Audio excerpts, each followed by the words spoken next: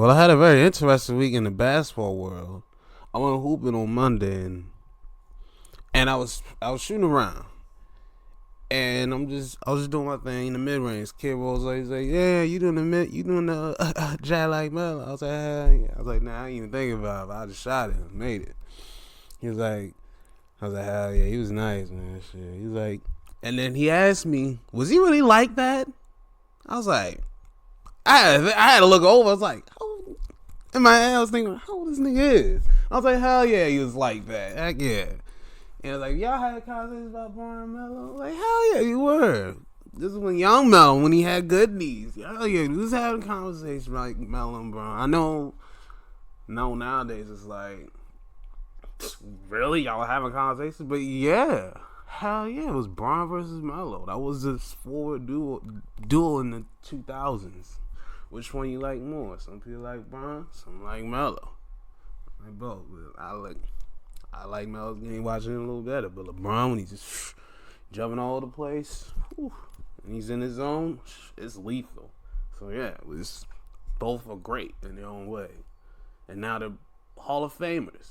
Right? Melo is in the Hall of Fame, and Brian will eventually be in the Hall of Fame. I hope this is his last year, because he said he's opting into his $52 million. I'm like, bro, you better opt into a pay cut, my guy, if you want to get some big men. You feel what I'm saying? Like, you may want to opt in and take a pay cut or two. You know, all the greats done it. Dirk did it. Shit, you need to take a pay cut. Anyway, welcome to this Tomahawking Thursday, May 29, 2025, episode 287, the D-Lo Show. Wow, we have a lot to talk about. So let's get into it. My second team, the Thunder, are in the finals. I can finally be positive in basketball for this. And they take care of business from the get-go, blowing out Minnesota 124-94. Jeez Louise, it was even close. It got ugly early and it just sustained throughout. And it was just swarming defense. It was just an overwhelming defense that the Thunder just gave the Wolves in this one. It just was overwhelmed. Gave them too many wings and gave them too many. And they are back to the finals for the first time since 2012. And when they play all the images and vibes, it's like, oh my God, I just feel like we're running it again. But like, please, can this time happen for real? I want to see a team I like go win a championship in basketball. I've seen my favorite players winning, like Giannis. But I want to see a team that I support on a little too. I know I talked the Wizards a lot, but I don't know about second team. And the reason is mainly when KD got there. I was like, you know what? I've been a KD fan since Texas, so I followed him around. So, and I naturally just, and then Russ got there and Harden got there. I like both their games from college, and I liked them. So I naturally just came to them, and then Jeff Green. I was like, oh shit, he was a G-Town. Down on him. So I just liked the team, and it just grew over time. But I put it a little bit aside because my Wizards was doing good. But I would support the Thunder too. So I was like, all right, I got one team in the West and one team in the East. And that's how I always balance that.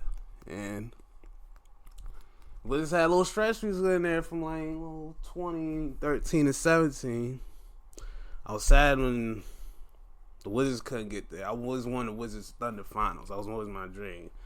The closest we ever got was in 2017. But and then OKC, they blew a 3-1 lead, so yeah, we couldn't really get that second round. And we still can't get past the second round. The Wizards can't.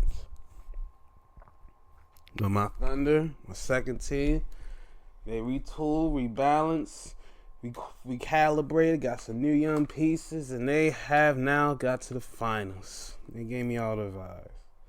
And that was a foul on KD in game 2. I don't give a damn what anybody says. That was a fucking foul. He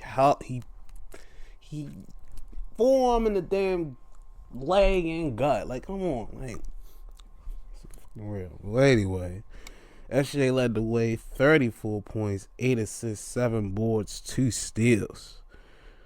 14-25 shooting. He wasn't a free throw merchant, as people love to say. 4-4. Ooh.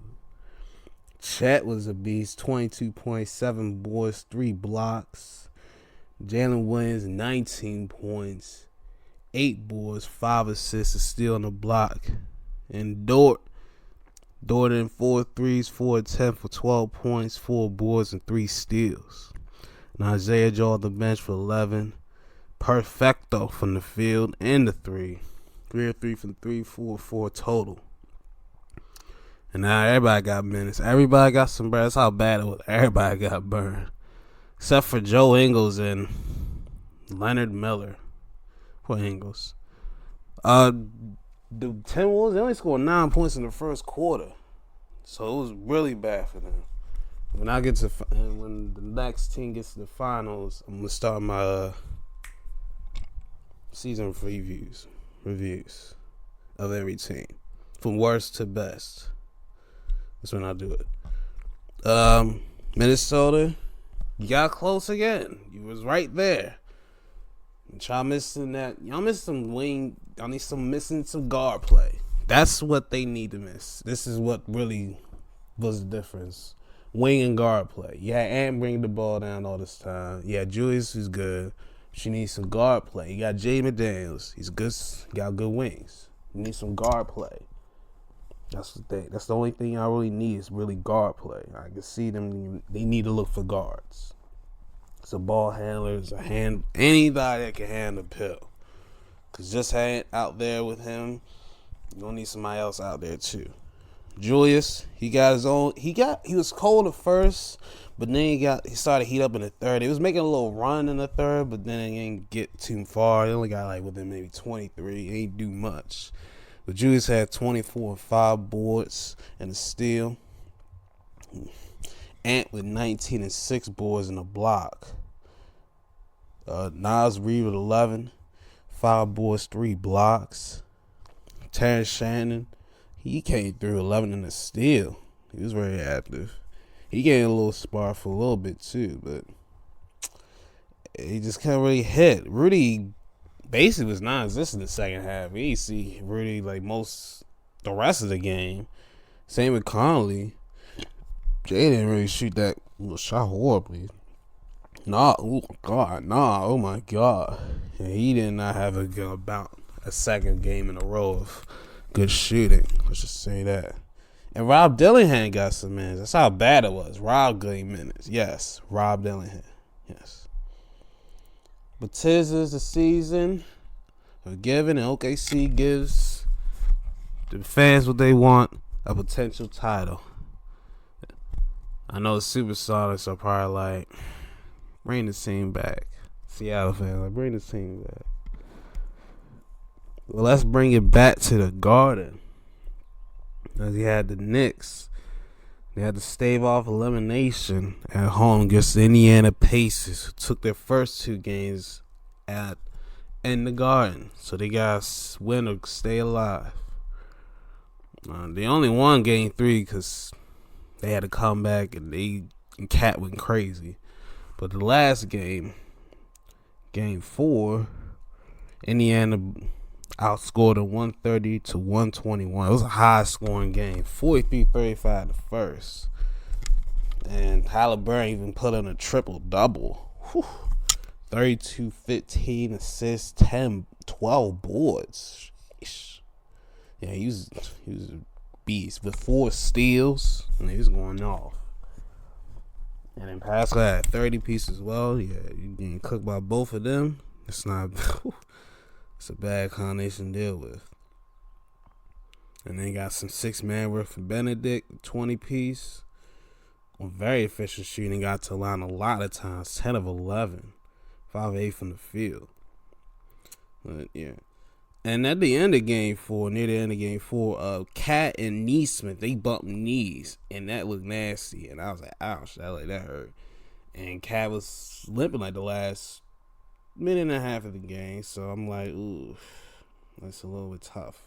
Hope he's all right. But he thugged it out. But he said it's questionable for tonight. I think he's gonna play because they ain't gonna need him. Because Brunson, he can get a little cold, and they also get a little stagnant sometimes, and get real this jump shootery. So they're gonna need his jump shootery having ass too. They can't afford not to have him. So, will the Knicks survive, or the Pacers put the last dagger in the throat and end their season?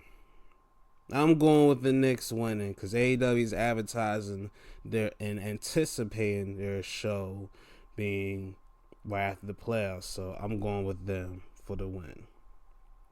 So yeah, we'll see how that goes. All right, let's say the playoff chase because, yeah, all right. So you have one team going to the finals, the Florida Panthers. I think I went Carolina, but I forget which way I went. But they win the final game 5-3 in Carolina. Florida, though, they stole 3 games in that place. Wow. Did they? They was about to get swept. But thankfully, they won game 3, the Hurricanes. They cannot complete the impossible comeback of 3-0. So, hey, they had won this one. They would have made it interesting. But 5-3 was the final. The Florida Panthers look to defend their title. And I'm just going to name their scores. They've been lights out throughout this playoff stretch. Sebastian Aho. He had 2 goals in the first period to get his boys on the board. He had a crowd going in a frenzy. But the Panthers were not going without it. Well, the Panthers, they said, all right, we got you.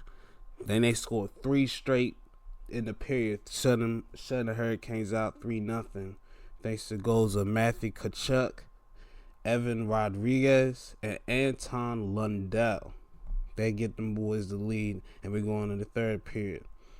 In the third period, it took a while, but Seth Jarvis gets the boys back to tie it up at 3. But a few minutes after that, it was a closing time, and Carter Verhaeghe and Sam Bennett close for you. And then they're going back to the finals to see if they keep their crown. Who knew we have hockey in Florida? Who knew the decade would be dominated by hockey? Tampa Bay won, I think won early in the decade, 2 straight titles back to back. Then the Florida Panthers. This is outrageous. Florida is taking over. It's taking over hockey. Who knew? But the North has something to say about that. Is Edmonton. They look to get back to the finals just like the Panthers did last year. And in that battle of Canada and Florida for hockey supremacy, my cousin, Nick Davis, he's going to get the job done for the North. But they got to take out the Dallas Stars. They're in Texas. 1 win is all they need. It's all they need to get to the next round. And I got the Oilers win this one because I know it will happen. And we will have a repeat of what happened last year. And he's going to redeem himself. Finish the story, damn it. That's the objective this year. Finish the story. Pull a Cody Rhodes, damn it. All right, switch to the WNBA real quick. My Mystics were in DC last night, and we got off the schneid. We had to come home to do that stuff. And we won 83-77. That second quarter was a real changer for us. We outscored 25-17, and we maintained the lead the rest of the way. And still no Kayla Clark. She was out for a couple weeks because she pulled a calf or strained a quad. Strained a quad, so she can be on revive a couple weeks, see what the heck's going on. Hope she's all right. And Gucci been there. She had the camera too. That post when she had the camera had 28,000. The next one had like 3. I was like, damn. So yeah, star power. Well, yeah. But now we're back to 500. Good job, ladies. Brittany Sykes, slings on things, 21 points, 9 boards, 4 assists, 2 blocks. She was doing her thing. She a little crazy, but we'll live. And Kiki Erifin and Sonia Citron, our rookies, are looking gut. I like it. Kiki had 16 points, 8 boards, and a steal. I love it. Sonia Citron, 13 and 7 boards. I love it. And Shakira, she's back doing 6-woman work off the bench with 13 points, 2 steals. Very efficient, 5 and 9 shooting. Yeah, our front court. I love our front court. Our front court is tough. We got Kiki, we got Shakira, we got Dolson, we got Angsler, we got Edwards. I love our front court. Our front court nice. I like it. I like the rotation and everything. Olsen came in and splashed a couple threes. Melbourne saw the bench. I like our squad looking. I like how they looking. I like it. We're coming to our own. Now if we can stay healthy and stay a little consistent, I think like I said, I think we can make the playoffs. You know what I'm saying? I think we got a shot. We're better than the Sky, better than Valkyrie. We're just young as hell.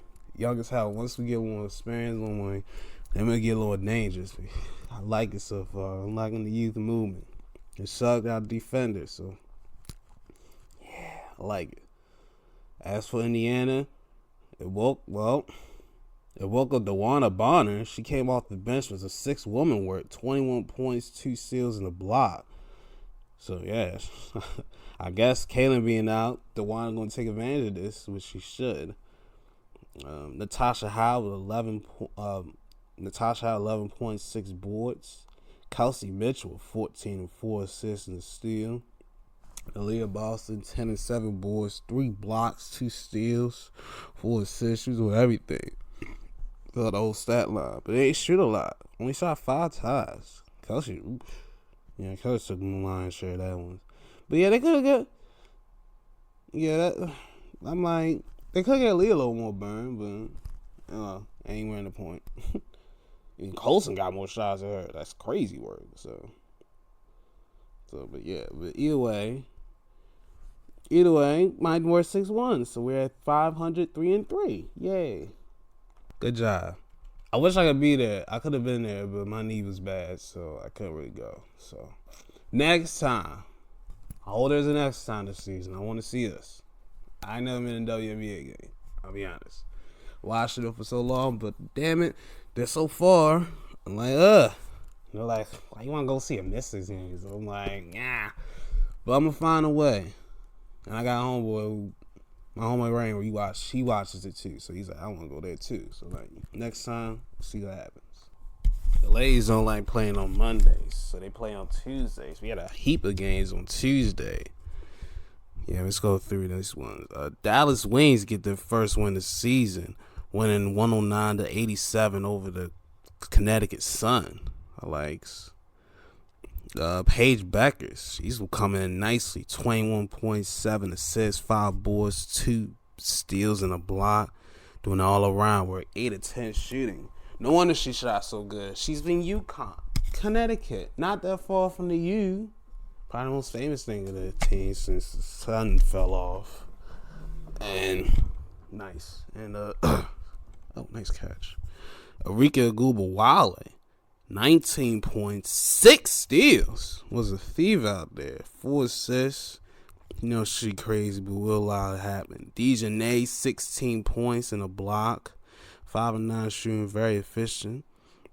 Maddie Seegers with some 6-woman work, 12 points off the bench. Kalia Charles, 10 points, repping Maryland. Shorty, I like it. And okay, so you got minutes too. 9 and 9 minutes. I like it. All right. Okay. I likes. Nice. As for the Sun, Maria Mabry's the highlight of the team. 19 points, 6 of 12 shooting.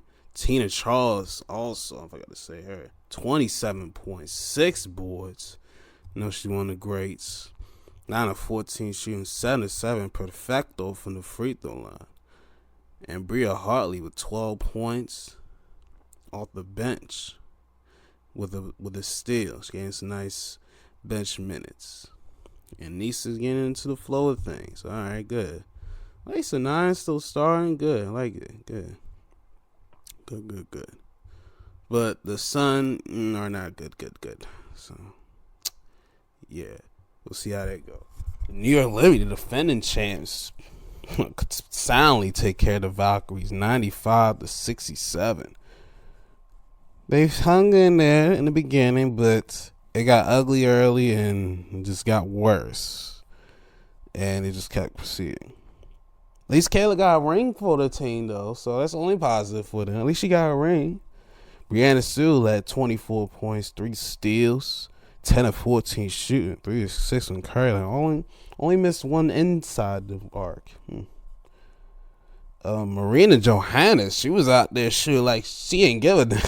She was out there doing one-legged threes. I was like, the hell? Like, yo. She was in there been spraying. She had 18 points, 4 steals in a block, 6 of 11 from Curry, and all her shots were from Curry. And she was cooking. I was like, okay, Shaw, I see you. She was doing her thing. John Cole double, 13 and 10 boards, 5 assists, a steal in the block. Guards ain't shoot good, so it's a good thing. Johannes was on fire because, and they got a lot of bench production. I know Sably with a knee injury. I don't know. So yeah, we'll see how that. Hope hers ain't too serious. Even Izzy got some burn. That's some shit. Either way, as for the Valkyries, they're 2-2, so they're doing all right. They came in 2-1, so you beat my Mystics. We get your first win, then you got your payback on the Sparks, and then you gotta go against the champs. And you didn't give up 100 points. I'll be positive I'm them. Kayla Thorne and Veronica Burton led the way with 13 and 6 each, but 6 in different categories. 6 rebounds for Kayla Thorne and 4 steals as well. Sheesh. While Burton had 6 assists and 3 steals. So they damn near had the same line. Yeah, but in different ways. And Temi Fagbenle, 11 and 4 assists with a block. She should get way more rebounds, but it's whatever. Kate Martin with 10 and a steal and a block off the bench. Hey, she finally doing something for herself. Okay. Repping the Caitlin Clark fan base. But no Billings, no Xander Sally, and no Hayes. Still all injuries. We definitely still got hit in the face with my DC, and she ain't been back since. And Billings and Xander Lasani got the same injury with a foot issue. So their issues aren't severe, as they say. All right, but next one. Lynx and Storm in Minnesota.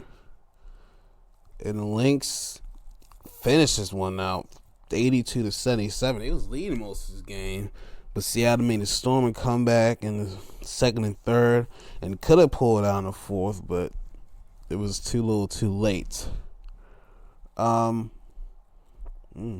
Okay, let's go to 82. Courtney Williams, she's a hardcore. 23 points, 5 boards, 4 assists, still in the block. Goddamn, girl, 10-18. Sheesh. Guarded, bitch. Say that. Nafisa Collier had 16 and 10 boards, 5 assists, 5 steals, 2 blocks. A defensive menace in this one. Alana Smith, 16 and 7 boards, 2 steals. Kayla McBride back from her personal issues, 15 points, 2 steals. I'm glad she's back, flourishing. Shot very efficient, 4-8. Hey, ain't got no line too. So good. Everything's all copacetic with her. Good. Now they feel complete. And Diamond's my least time. But it's okay.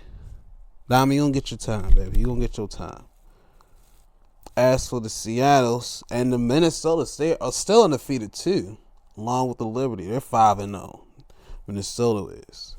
As for the Seattle, Gabby Williams led the way. 20 points, 6 assists, 2 blocks and a steal, 4 boards. Skylar Diggins, 18 points, 2 steals. Okay.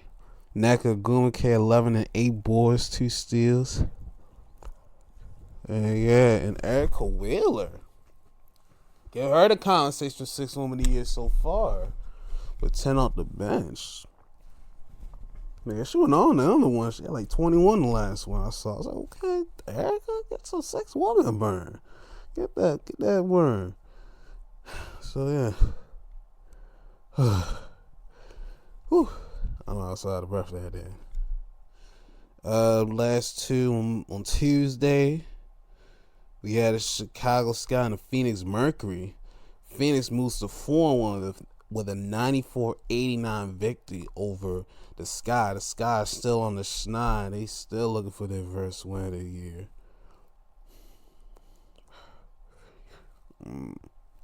Oh yes, there we go. Ooh.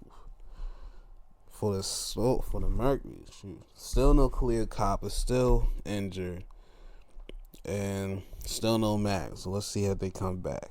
Satu Sabali led the way, 20 points, 8 boards, 2 steals. We get a surprise.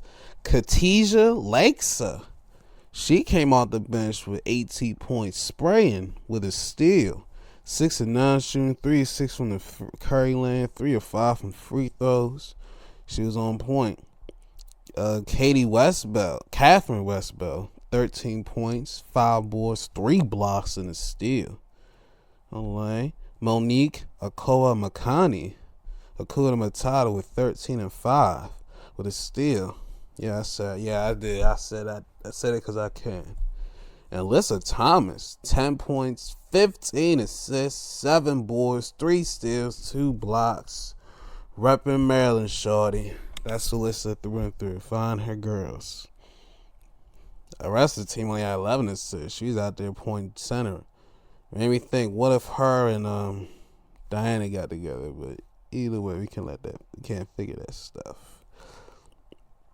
As for Chicago, Ariel Atkins, 21 points, 6 boards, still on the block. There we go, Ariel. That's the one I know. There we go. That's a double A I know. Be aggressive. Camila Cardoso, 16 points, 9 boards, 4 assists in the block. Okay. Courtney Vandersloot, 15, 11 assists, 2 steals. CV, turn him at the clock. Okay. Kia Nurse, 14, 2 and 2. All of her makes was from Curry Lane except for 2 free throws. You already know. And Angel Reese, you already know, the most controversial woman in WNBA. I can argue most controversial WNBA player in history, because I ain't never seen a girl get this much attention for either doing good, bad, or getting a lot of rebounds. 13 points, 15 rebounds, 3 assists, 3 steals, 2 blocks. Yes, the most polarizing WNBA player over Kaylin, because she gets a lot of attention, but she does a lot. And a lot of people now used to being a star does other things good. And that's what it is. I always talk about her inside touch. This is why I always refer to defense. Her calling card is defense and rebounding. I always preface that. That's why I always preface. She has potential to become Asia because her but she got to work on her touch. That's the only thing she got to work is her shooting. Her shooting it leaves a lot to be desired. And that's me being nice. It leaves a shit ton to be desired. But she has great instincts and great hustle. And you can't knock that. And the people that are trying to knock that be weird. Because I'm like, bro, you get rebounds to get your team as possessions. The only thing I be going after her is she tripped me out. She try to throw it back up when you're like 2-3 people on you. I'm like, throw it back out. Kick it out to the guard. Throw it to Camilla. Something. Don't just go back up sometimes. I'll be like, bro, just catch and look. That's all I be saying. I know he fast, but just catch and look. Just, and then reposition yourself with a dribble or if you get a bad opportunity, hey, go 5 in, I won. Do that type shit. So, yeah, that's the only thing I be telling her, just to get rebounds and look. Beat rebounds and look. She one of my favorites. I don't give a shit. She's in my top 10 on the WNBA girls I watch. She's on my top 10 because there's only 10. You can only get 10 girls. That was a tight decision to get 10 girls. I was like, damn, I only get 2. I only get a 5-on-5. That's it. That's all I can do. But either way, will the Sky get a win? They're going to have to play the Connecticut Sun to get that win. I'm being honest with you. So it's going to be a long season in Chicago. I'm sorry, Ariel. we had to sacrifice you to go. Bye-bye. Anyway, last but not least, we go to LA. We had the spark in the dream. Aye, the dream. Spark in the dream. Hey, the dream. And Alicia and the dream get the victory in LA without Brittany Griner. Hey. Because Alicia Gray, she just dropped 25 heads. Okay. She had 25.6 assists, 5 boards, and a steal. Very efficient. 7 and 8 from the field. 9 and 9 from the free throw line. This is one thing I'll say about the WNBA fans. They won't say, she's a free throw merchant. Corny ass. 9 and 9 perfecta. I love it. 2 and 2 from 3. Very aggressive. I love it. Ryan Howard, 15 and 9 boards, 7 assists, 3 steals in the block. All around work for her. And Brianna Jones is going back to form, 13 and 2 steals. Didn't get a lot of rebounds this one, but hey, she's getting back to form that we like up in Maryland. Shout out to her. Nas Hillman, 11 and 7 boards, 2 blocks. Was very active. Okay, now, okay. And then Shatori Walker Kimbrough, 10 and 2 blocks. I likes. And repping Maryland too, Shari. Shout out to you. And you helped us get the Mystics ring, so pound. So yeah, they're the dream. They're kind of where they're starting out good. Hope Grind's knee issues ain't that bad, because I need her in fantasy, but I got on the IR, so good. We're good on that one. Either way, let's go to the Sparks and see what they sparked over there. De'Erica Hamby, 28 points, 8 assists, 6 boards, 4 steals. She was beasting out there. Kelsey Plum, 27 and 5 assists, 4 steals. Was out there thieving too with De'Erica. Azura Seas with a double-double, 10 and 11 boards, steal on the block. Nice. And Rakia Jackson came back to mix, but only got 12 minutes, so ease her back in smoothly and softly, and then probably next game or two should be back in the rotation, back in the start. So, yeah. But you're good. Yeah, Sparks, they have potential, but they just need to get some chemistry right. And I'm curious how Cam's going to fit in this rotation. It's going to be very interesting how that's going to work. So we'll see how that works, because they're going to need defense, and they're going to probably have a big-ass lineup. In a perfect world, the dream lineup would be Kelsey, Rakia, Hamby, Stevens, Brink. How you want to rotate that? I know it'll be a little awkward because they're all tall as hell, but can you imagine that line? That's the death lineup. That is the death lineup. They want to put that out there. And I'm just saying, I'm just putting it out there for what can come with that. That's your death lineup right there. Kelsey, Rakia, Cam, Stevens, and Hamby. How you want to place the 3, 4, 5 is whatever to you. But new Kid or the 2. Kid can run the 2.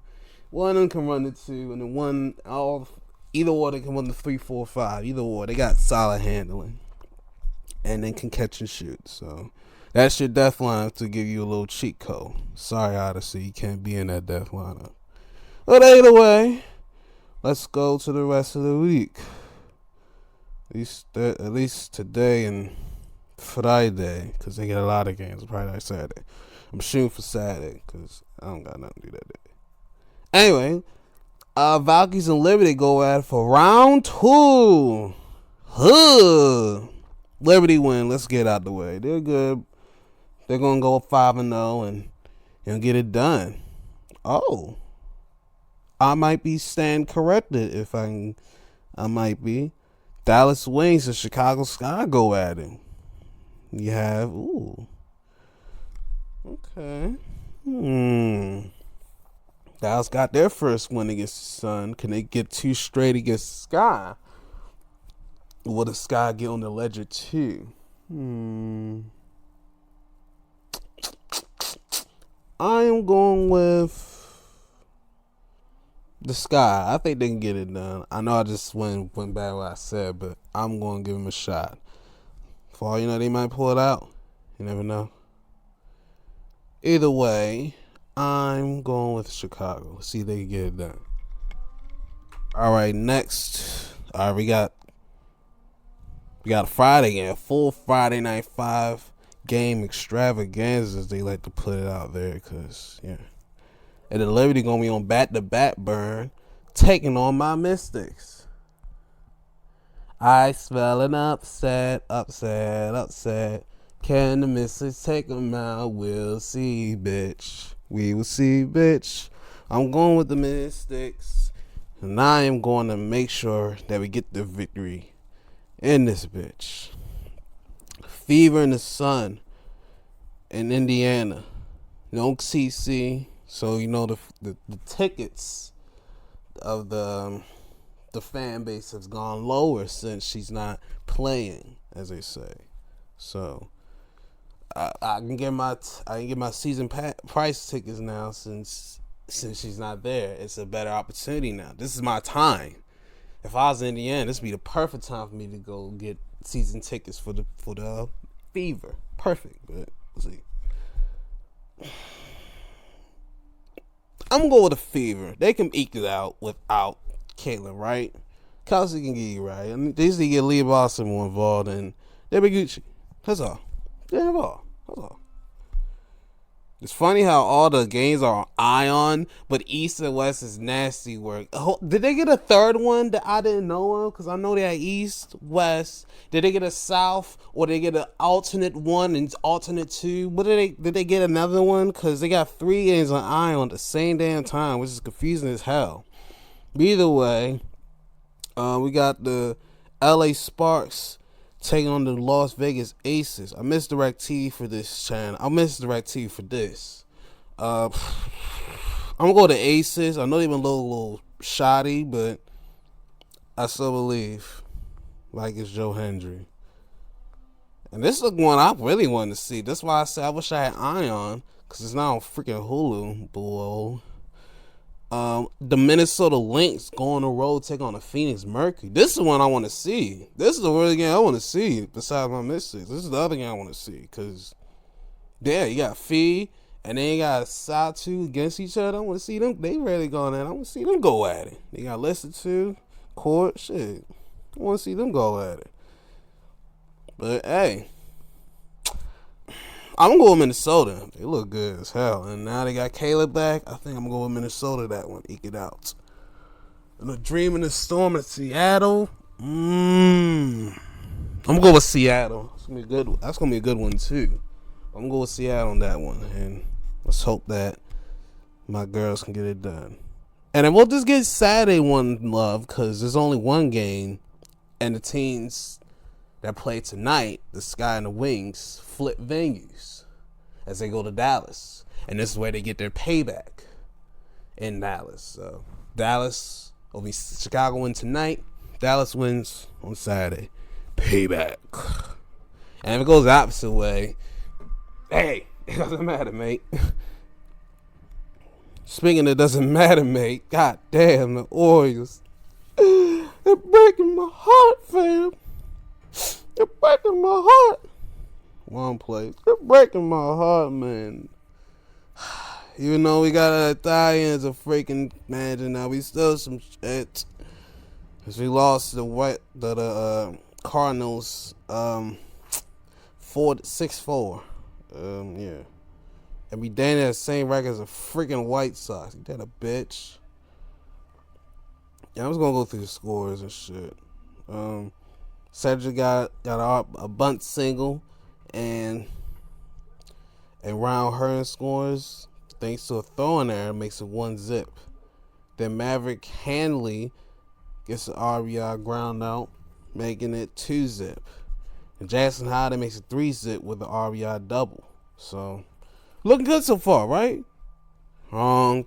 Jordan Walker in the fourth gets a 2-run single to make it 3-2. But in the bottom of the fourth, Dylan Carlson gets our fourth run with a RBI single to make it 4-2. Then the fifth inning happened, and Mason Wynn RBI double make it 3-4. Brandon Donovan gets a bomb, gets in the lead, makes it 5-4. Then to top it off, Ivan Herrera gets an RBI double, make it 6-4, and they win by that score. Pull. Ryan Helsley gets his 12th save of the season, looking good as he always does. In the closer spot. No dirty. All right, Dodgers and Guardians in Cleveland. And we had the Guardians win this one 7-4. Jose Ramirez with an RBI single. He has a 16-game hit streak, and he's still Jose. Why you trying to go for second, Jose? You trying to be greedy yet? You trying to be greedy, bro. You could have got the team an extra run. This whatever. Will Smith in the fourth ties it up with an RBI double, and then Andy Pages gets an RBI single with a 2-1 lead for the boys for the Dodgers. Then the sixth, Freeman RBI single to make it 3-1. Then the wild pitch makes it 4-1. Enrique Hernandez scores off that wild pitch. Then it was Cleveland the rest of the way, the last 2 innings, especially the 8th inning. But in the 7th, Carlos Santana gets the RBI single, cut at half 4-2. Then the 8th, Nolan Jones ties up with a RBI double, bringing in 2. Then Angel Martinez, or Angel, hits a 3-run bomb, make it 7-4, and they win by that score. And Emmanuel Clase, one of the great closers, he gets his 11th save of the season as well. Nice. Detroit baseball take on the Giants in Detroit. And it was the Tigers get this one 4-3. They had a comeback too. But they only did it in 1 inning, my guy. Tyler Seguin, Lamonte Wade gets the RBI double, make it 1-0.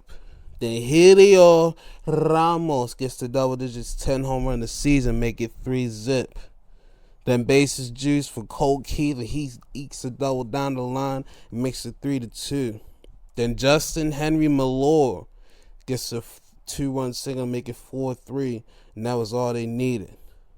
Alrighty, right. Detroit looking righty right. And Tommy Canal makes his 7th save of the season for his squad. Rays pitch a shutout against the Minnesota Twins, 5-0. Let's go through the runs. Brandon Lowe hits a bomb in the 4th inning and makes it 1-0. Then Junior Caminero gets the double just with his 10th home of the season, make it 3-0. Jonathan Aranda with the RBI single, make it 4-0. And thanks to the bases loaded and the pressure getting to him, Taylor Walls balks. Whatever the pitcher was, they balk and a run scores thanks to the balking situation. Before the Rays, they had a nice down performance from, I forget his name, damn it. Drew Rasmussen. I don't know. Either way, he was down. He went 6 strong. We had 1 hit, no earn, 5 Ks and a walk. Remember the old days we had pitch keep games? Hope I get one. Every time I put that out there, they do a complete game. So next guy who does it better go at least 8. Please. He's pitching the shot. Let him cook, damn it. Let him cook. Next, we had the White Sox coming to New York City and taking the Mets lunchbox, winning them 9-4. They came out swinging from the get-go. Andrew Benintendi was had an RBI single to make it 2-0. You're not last I'm going to hear about Benintendi. Mike Tauchman in the 2nd inning with a 2-run double, his first double of the season, to make it 4-0. Then Josh Rojas gets an RBI ground out to make it 5-0 in the 3rd. But the Mets aren't dying yet. Mark Vientos hits a 3-run bomb in the 3rd to make it 5-3. Then Benintendi triples to make it 6-3, and then brought in home by Lenyn Sosa. That's an interesting name. Lenyn, Lenyn. He's a YN. Fuck it, YN Sosa. He's a YN Sosa. He's a YN. I never seen his name before. He's a YN. Get out of here. 7-3. And then Michael A. Taylor. Hey, he's still out there. He gets a sac fly, make it 8-3. And then Benintendi hits a bomb in the 8th to make it 9-3. He's needed one double to get that cycle, but he couldn't get that cycle. And Pete Alonso gave him a little hope in the 9th, but it was not enough. And the White Sox get the 18th win of the season. I said they would get 40 wins. They're like they about to get that already halfway through May. Okay. Well, ain't that something? And the Mets, they're doing well, but Soto's getting real heat because he ain't doing that hot. So I look at this, he don't look comfortable there. I look at he don't look comfortable. That's why I gauge from what I seen. Like he don't look comfortable. I don't even see him do this little shimmy like he did a little Soto shimmy. And I think it's because he's been in because he drafted DC, looked as a guy after he got drafted and won the World Series in his rookie year. He better buy a beer, but he can win a fucking championship and do all types of things. They ain't get traded to Padres. They think he gonna be locked up, but they ain't agree to shit. So he get traded to New York. So they think they gonna lock in after the deal, but it don't lock in. I mean, after they go to the World Series. They don't win, they don't lock him in, and he goes across the street in New York. So I'd say comfort. For me, he don't look comfortable. Because he feel like, damn, I moved all these places like in a 5-year span. I just got this big contract. Now I'm stuck here the rest of my life. Fuck. So he doesn't look comfortable to me.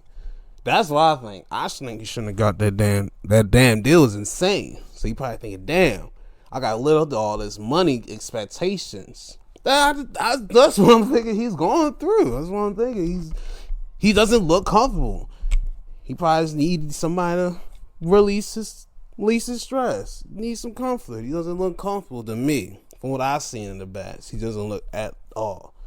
So whoever he's with, they need to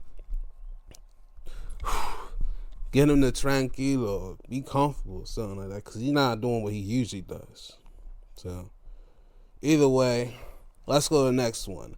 Brewers and the Red Sox again go to extras. Last time I seen Yelich hit a grand salami, his first career walk-off home run.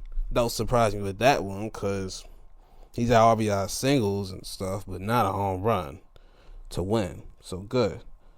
And this one with the dramatics as well. With a 6-5 victory for the Brew Crew. But Ceddanne Rafael gets it started with a solo shot in the second inning, make it 1-0. Jake Bowles in the third makes it 1-up with a solo shot himself. Rafael Devers with a 2-run single to make it 3-1. Jackson Chourio with a 3-2 makes it 3-2 RBI ground out. In the 6th, Kalen Durbin makes it 4-3 with an RBI double. In the 7th, William Abreu gets it tied again with a solo shot, making it 4-up. Then the 10th, in a 4-side situation, he forced second baseman Rice Terrain to go the short way instead of going to home, which is smart. So he gets the 4-side RBI for that. Got him lead in the top of the 10th.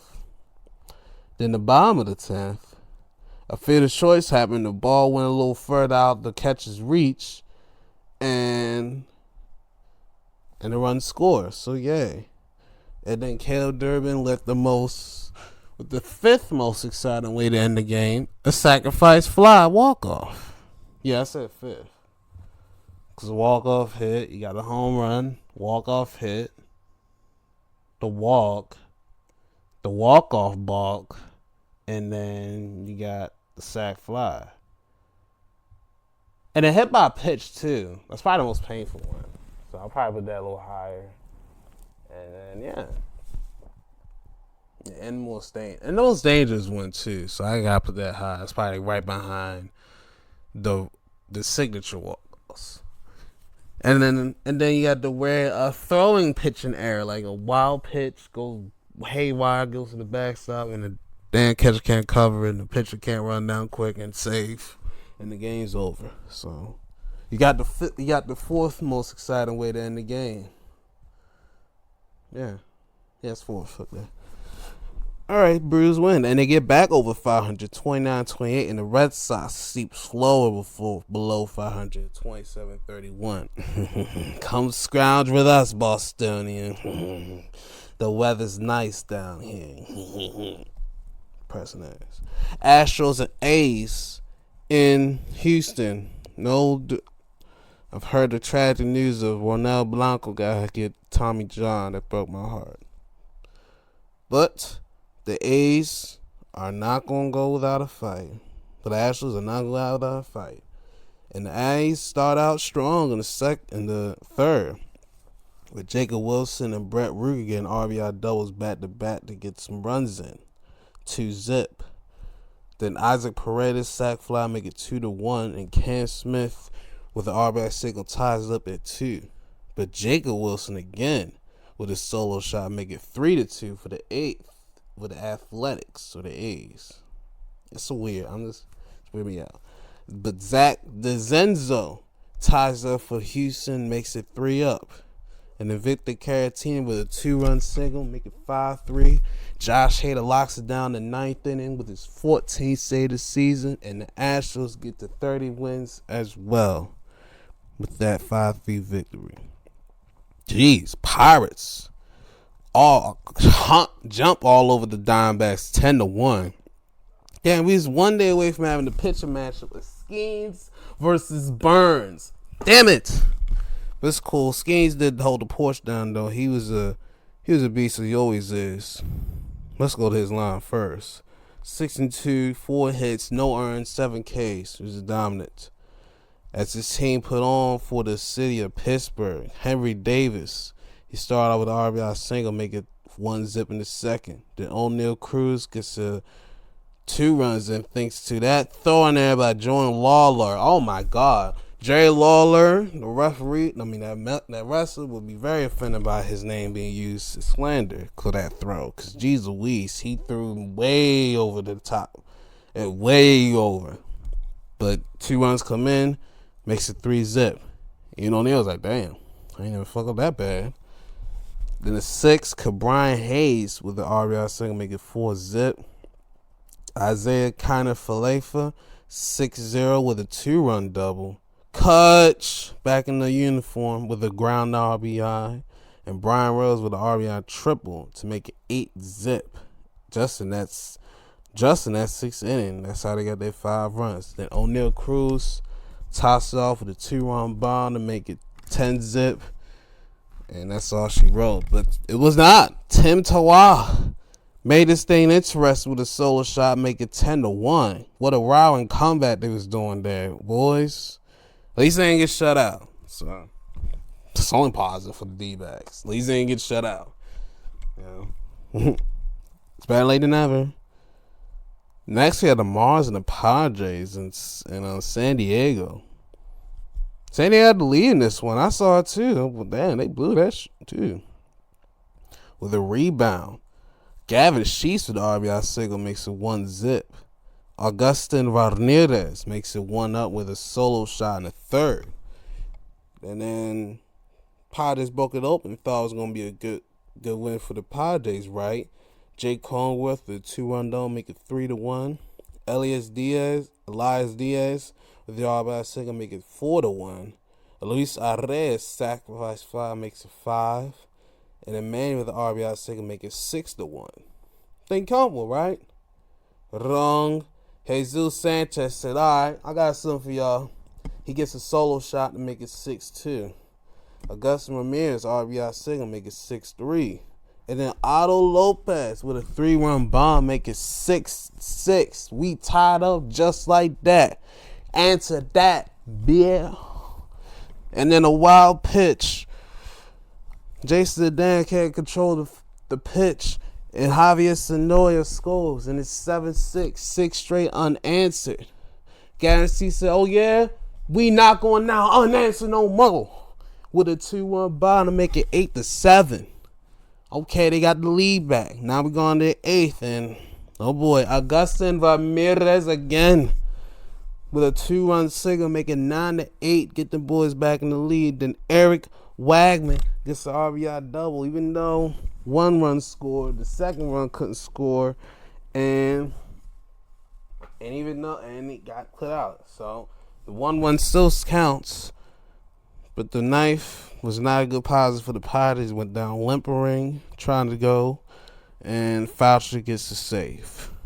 What an exciting, celebrating game, but a bad loss. Yes, though. In the Battle of the Midwest, Reds and Royals. At least the Royals came back with something, because they had to get used to the old guy, Brady Singer. He just dominated them. Like, he was the Royals, but he felt very comfortable there, which I don't blame him. I would be very comfortable. I went to a place that I used to pitch for good, and they traded me away, and I got to go back to their own player. Oh, my plate's good as hell. He did dominate well. What's that? But the Royals got their payback, get the 30 win of the season by winning this one 3-2 in Kansas City. Drew Waters with the RBI single in the first, make it 1-zip. Then Bobby with June with the RBI double, make it 2-zip. Spencer Steer with the RBI single, make it 2-1. We ain't get no scoring a little bit to the 7th with Bobby Witt with a sac fly to make it 3-1. And then Steer is the only positive again with the RBI single again. That's what I say. That's been a deja vu. But yeah, but it was a different guy that scored. And then Carlos Estevez gets his 15th save of the season. Hola, mi amigo. Okay. Noah Cameron was really good. The rookie did good. 6 in the third, 6 hits. Only gave 1 earned, 2 walks, 2 Ks. I like it. Good start. Good start. Hunter Green pitched well too, but did not have any run supports. Well, he had enough run support to get him, boys, the win. The Cubs and the Rockies. The Rockies still under 10 wins, as they lose again to the Cubs 2-1. There was only 3 types of runs produced. Seiya Suzuki with an RBI double in the first. Pete Crow Armstrong with a solo bomb in the fourth for his 15th. And then Tyler Freeman from the Rockies with a sacrifice fly to make it 2-1. Danny Palencia with his 4th save, and Matthew Boyd was on a mission this day. He was on 12. 6 innings, 4 hits, 1 run, but none of it was earned. It was an error because he did a pickoff error, and the van advanced all the way to 3rd. But yeah, 8 Ks though, so at least you ain't get a run earned on to your ERA. You're in a good spot, so good. Huh. Oh God, the last few games a little depressing. The scoring tip. Blue Jays only got 2 runs in the 9th inning. In this one, it was 2-zip, and it was just Bo Bichette with a 2-run bomb, make it 2-zip, and that's it. Hey, and Jeff Hoffman gets his 12th save of the season. So hey, that benefits. There's some benefits to those types of games. God damn, how many pitches y'all use? Y'all use 5 pitches just to get through this one? Really, Toronto? Y'all trying to be like Tampa Bay now. I mean, Mail did well. 6 innings, 4 hits, 5 Ks, 3 walks. But, hey, he couldn't get the run. They couldn't score. They couldn't get their runners into scoring positions. They only got 1 hit. Wow. I just realized that. They only got 1 hit. Just really looked at it. They only got 1 hit. That is insane. Hey, better late than ever. And speaking of early bird gets the worm, the Yankees only got 1 run, and they only won 1-zip. Thanks to Anthony Volpe's sac fly. I hate to be at that game. I watched a little bit, but fell asleep. Both pitching, they're good. Clark Schmidt, 6 innings, gets a second in the season, 4 hits, 4 Ks and a walk. Yusei Kikuchi, outside of 1 run, he was all over the place. He walked 5 guys, 4 Ks, 4 hits, 1 earned, so that's why his leash was short. But I'm like, damn, but I'm glad he didn't. He got that jam in the second, and good thing, because if they had scored, it would have been worse. So, yeah, because the Angels couldn't hit a daggone thing. The Nationals pitch a shutout on the Mariners, 9-0. Damn. Complete game? Nope. Of course not. Trevor Williams gets his third this season, going 6 strong, 3 hits, 2 Ks. 77 pitch this to 6 is not bad. Whatever, though. I ain't the manager. Anyway, Luis Garcia gets to start in the second inning with a solo shot, making 1-0. Josh Bell falls him up with a solo as well, making 2-0. Robert Hassel, RBI single, making 3. Jose Taylor with a 2-run double, making 5. James Wood, 15th bomb of the season, makes it 6-0. Robert Hassel with his first bomb of the season makes it 7-0. His first career home run. Let me rephrase that. And then James Wood with the RBI double make it 9-0. And that's all she rolled. Damn, George, you got roughed up. And then Braves and Phillies got rained out just because they ain't like my city's raining. Anyway, let's go to today. We have a game in the hour. Phillies and Braves going to do a doubleheader special. Got some good pitching matches, though. Jesus Sanchez. Christopher Sanchez, my fault. He's 4-1 with a 3.17, 54-65. And then for the other side is AJ Smith Shelver. He's 3-2, 3.67, 41-42. I'll go to Phillies. And for game 2, we have a last 2 Cy Young winners for the NL side. Zach Wheeler versus Chris Sale. Wheeler 61, a 2.42 ERA. Senior 88 strikeouts. He already about to get the 100 already. And on the other side is conductor Chris Sale. He's 2-3 at 3.36, 61-78. Needs 10 more wins to get to 150. It's got a lot to do, though. It's a lot of work. I'm going to go Phillies. They're going to suit the doubleheader. Go with them.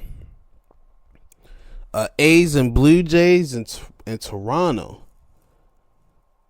Wow, last time we talked about Jose Barrios, he got the L last time. First Tampa Bay. Went alright, 3 hits, 3 earned, 3 Ks, a walk. They're okay. On the other side for the A's is Jacob Lopez. He's 0-2 with a 2.57 ERA, 14-17 strikeouts.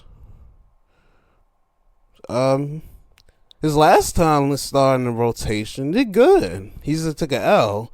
We lost the Phillies. Went 7 strong. He got 3 hits, 1 earned, 8 Ks, and a walk. Ain't do bad. He just didn't get enough run support, and then they ain't come through late.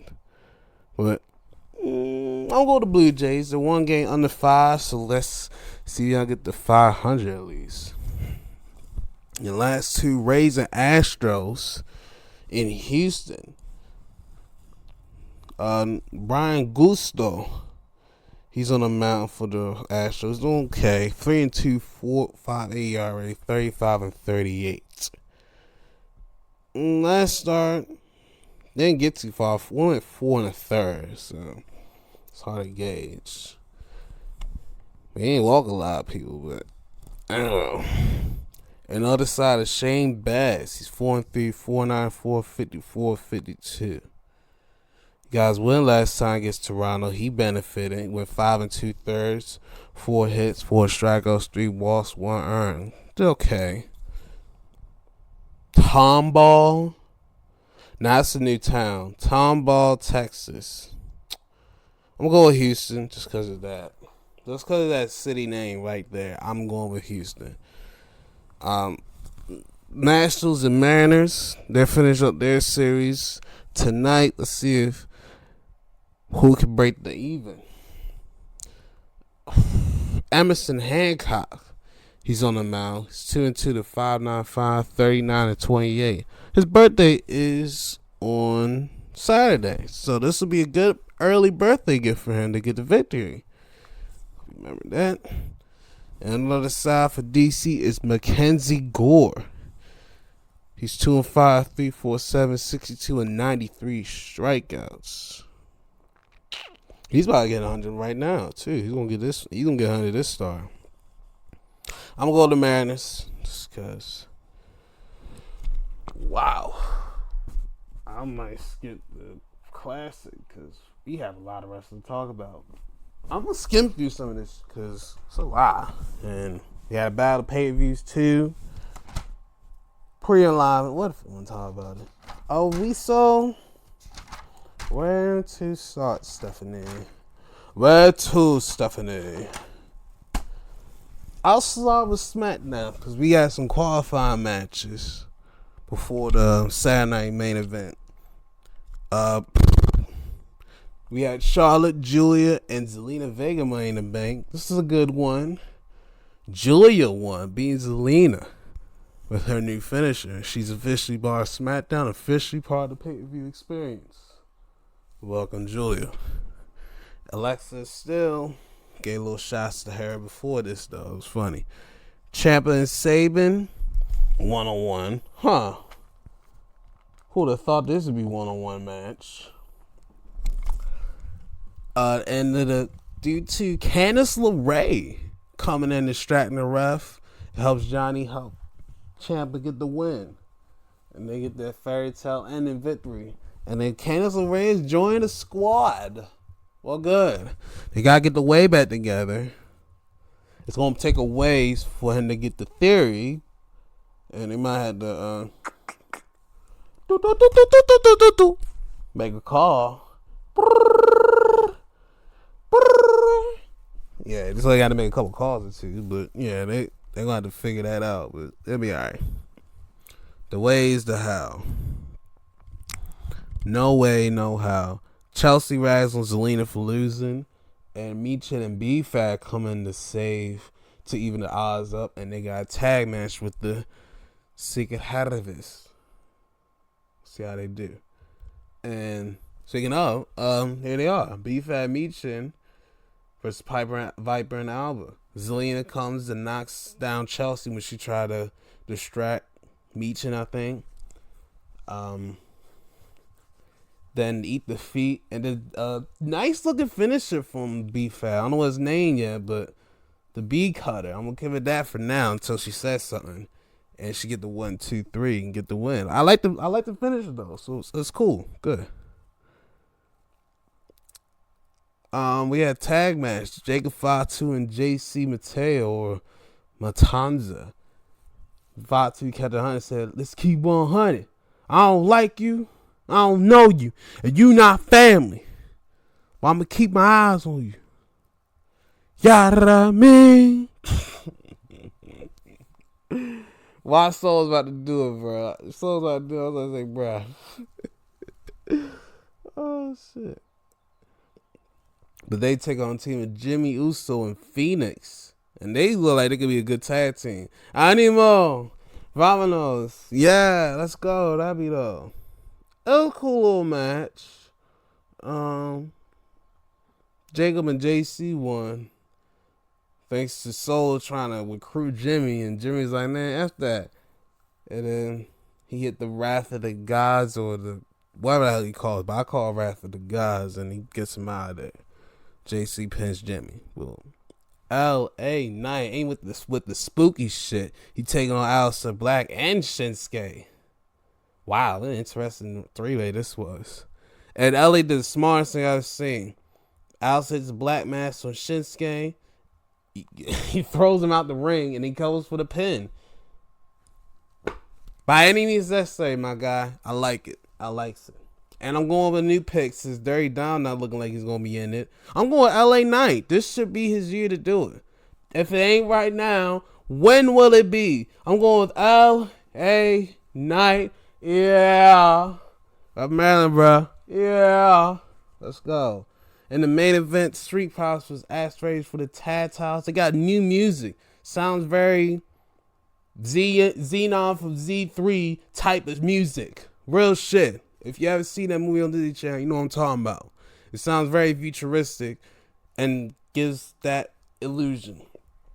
But they're fast. They go 365 days as much as they do as they weigh combined. And they put out a little fight. Street Fighter is about to close it down, but the lights go out. Actually, hold on. Rewind. The DIY tried to come out to cause some distress, but mostly machine guns even it out, and they all fighting. But then lights go out. Montez about to do his blockbuster, whatever. Lights go out. Then the Wyatt Six up here. We ain't see these guys since December, right? November, December, when the Final Testament put their ass to sleep. That's the last time we seen them, so it's been a while.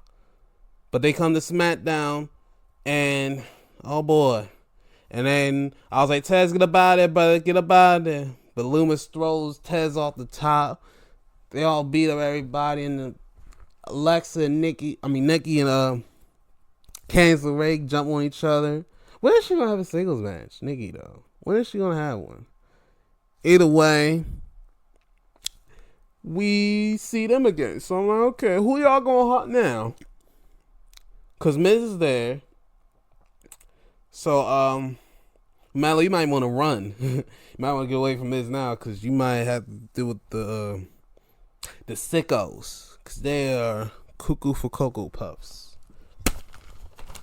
So, who else? Cena? Ha! No! LA Knight? Yeah. His last rival? Yeah. I feel that's what they're going to set up towards, LA Knight. I think they're going after LA Knight. Why do I have that feeling? I have the weird feeling they're going after LA Knight. There are. And it's going to be like, it's because he's his last rival before he passed away horrendously and, well, in a shocking manner. Jeez. Either way, let's go to Saturday Night Main Event. We saw nice and smooth with a tag match player. Braun Breaker and Seth Rollins taking on CM Punk and Sami Zayn. Some of them went down how I thought, and the others surprising. I knew there wasn't going to be a third guy from that match to join, but I didn't expect this surprise. Paul Heyman grabs the foot of saying he's about to go for the Luva kick, and the ref's like, hey, don't you dare. And then we see, oh, snap, big Bronson Reed. Doug Lord, he crushes CM Punk into the barricade. Good grief. Jesus. And Sammy's in shock, like, what the hell just happened? He turns around, bam! Speared by Braun. 1, 2, 3. It's over for him, chat. And then CM Punk realizes what happened. What the hell? And tries to run in and do something, but gets flattened by Reed. Senton, then SNME for the to end it off.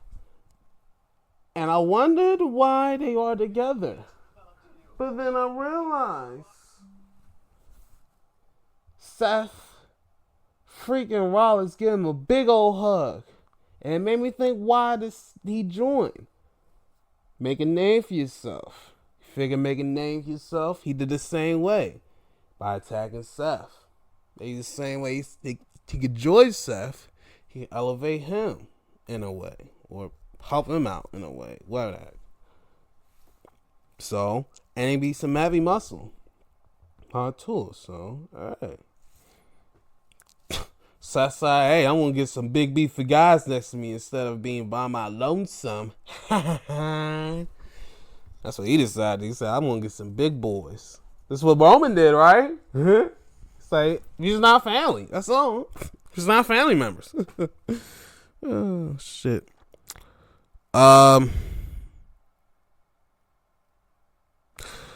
Zelina Vega versus Chelsea Green. I had to read it real quick because I was like, this was a last minute entry because when my guys did it, we didn't have 4 matches. We had no women's matches. I was like, where the ladies at? We ain't got no ladies matches. Where is the vagina? Where is the female species? Where are the ladies? Where are no female matches? And then we get thrown a bone last second of SmackDown. Zelina Vega defended the U.S. title against Chelsea Green, which, cool. I'm cool with that. Rematch. Chelsea gets her opportunity to regain it. It was there. It was just something. And the big talk is that Hurricane Rana took a long time. I'll just say this. Good thing she ain't fall. I'll just say that. Cause she could have fouled. Well, she could have fouled. I know she bumped Chelsea right in the freaking nose. I know that hurts. But, hey. Zelina retains. No one get anything and land on their necks. And I will keep maintaining this until they change her music. That theme song does her no justice. It sounds just like the SmackDown theme song. I've been saying this shit ever since she got it. She sounds like the SmackDown theme song. I'm thinking, where Megan Stein now? Counting down 1, 2, 3, 4. And the other guy, 1, 2, 3, 4, 5, 6, 7, 8. I'm wondering where they at. Where they at to this song? Cause they need two. They got 2 songs. That's crazy. How you get 2 songs that sound the same? It doesn't know justice. It doesn't know justice. So, off with that. Next up, John Cena versus R-Truth. Non-title. That was the only thing that tripped me. I was like, why ain't get it for the title? Well, whatever. You want to know title, Truth? No title for you, brother. I want you to win one more for the hood. But no, you just like, I just want to fight Cena. Because he acting different, unusual. Like, why? All right. Okay, Chico. Braun Cena. Braun. Bruh, he really had the Hustle Loyalty shirt on everything. I was like, bruh, he needed to sit it. I was like, yeah, this tripped me out, bro. He tripped me out. I felt a sense of deja vu in this match when Cena was doing his 5 moves was doing, and then Truth that Cena's 5 moves was doing, and then the You Can't See. I was like, what in the hell am I watching? What am I watching? I'm like, what am I watching? This feels like I just copy and paste. I'm so glad I watched this live because I kept seeing throughout that people saying there's so many damn commercials. So I was like, thank God I did not watch this live. Thank goodness. I waited a few hours afterwards. I knew it was gonna take long, but I waited the day after, maybe. But either or, Cena, he grabs the title. He kind of like, but hesitant to use the title on Truth, which surprised me a little bit because I'm like, ain't time you bonk any motherfucker in the face with that title. But Truth, it's a little different because he's acknowledged that he's his childhood hero. He doesn't want to ruin his childhood hero by bonking him in the head with a title just like the others. You gotta kick him in the cojones when the ref not looking. You gotta switch it up, damn it. Switch it up, kick the cojones. AA 1, 2, 3. We going home, fam. Oh, yo, this is funny. You know what, Truth? You got the rest of your childhood hero. That's all I gotta say for you, brother. You should have gone for the title though, but hey. Either way, next we had Jesse the Bob Ventura. He's gonna be commentator this match, and he went on Pat for wrestling. It's like, I'm surprised he didn't go in for Cole for trying to pull what he did. I'm surprised. I'm a little surprised at that. I'm like, wow. It's like, you, Cole, you try to grab the man's legs when he was down and incapacitated to try to help your boy win? Unbelievably clever. I like it. Man, he got to do the switch up. Unbelievably clever and switch it up one and give him some that to that one. That's what you should have done. That would have been funny. That would have been funny to me. Cena tells Jay, I'll see you soon. It'd be a shame if you lose that title to a YouTuber. Good luck tonight, kid. Good luck. I was like, what the hell? I was like, please don't put that in my mind, John. But we got the only match I was looking forward to. Drew and DP in a steel cage match. with Jesse by Ventura Conte. Drew saw us on the outside and get some chairs. And they went at it. They even almost recreated that spot again, but DP moved out the way when Drew Claymore DP into the steel chair in the corner, stacked up. But luckily moved out the way. Using more and more. And then we haven't seen this in WWE land in a little while. A concerto. DP took a little page from his boy Edge or Adam Copeland and used a concerto on Drew. And just walks out the front door. Didn't climb. Just walked out the front door. I was like, BB, why you ain't cover him? I'd have covered him right there. Probably do one more side of heaven if you want to, but I'd have covered him. He was out there. I'd have covered his ass to get the win. But he's like, I'm walking out the front door, making it easy for myself. And Jesse was pissed. Because he's just like, that's how you win a match by walking out the front door? What the hell?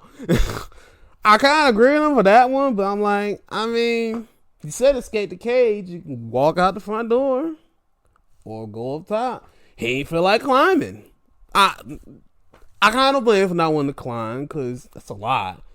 That's a lot on your knees, a lot on your arms, a lot on your... That's a lot to do. So he's like, man, I'm going to keep it simple. Walk out the front door. I'd have got the pin, me personally. I'd have get the pin so I can pin his ass and get him out of here. But, it leaves the door open for Drew to come back and say, you never beaten me. You never beat me 1-on-1. And the only reason you beat me is because you went left out the door, out the steel cage, and you didn't pin me in the middle of the ring like a man. Even Jesse the boy than Chad said it too. I can just see it just happening. So they let that door open just a smidge so he can see if DB can get one down the line. But I heard Drew's taking a little sabbatical, and I don't blame him because you got concerto. So yeah, I would take a sabbatical too.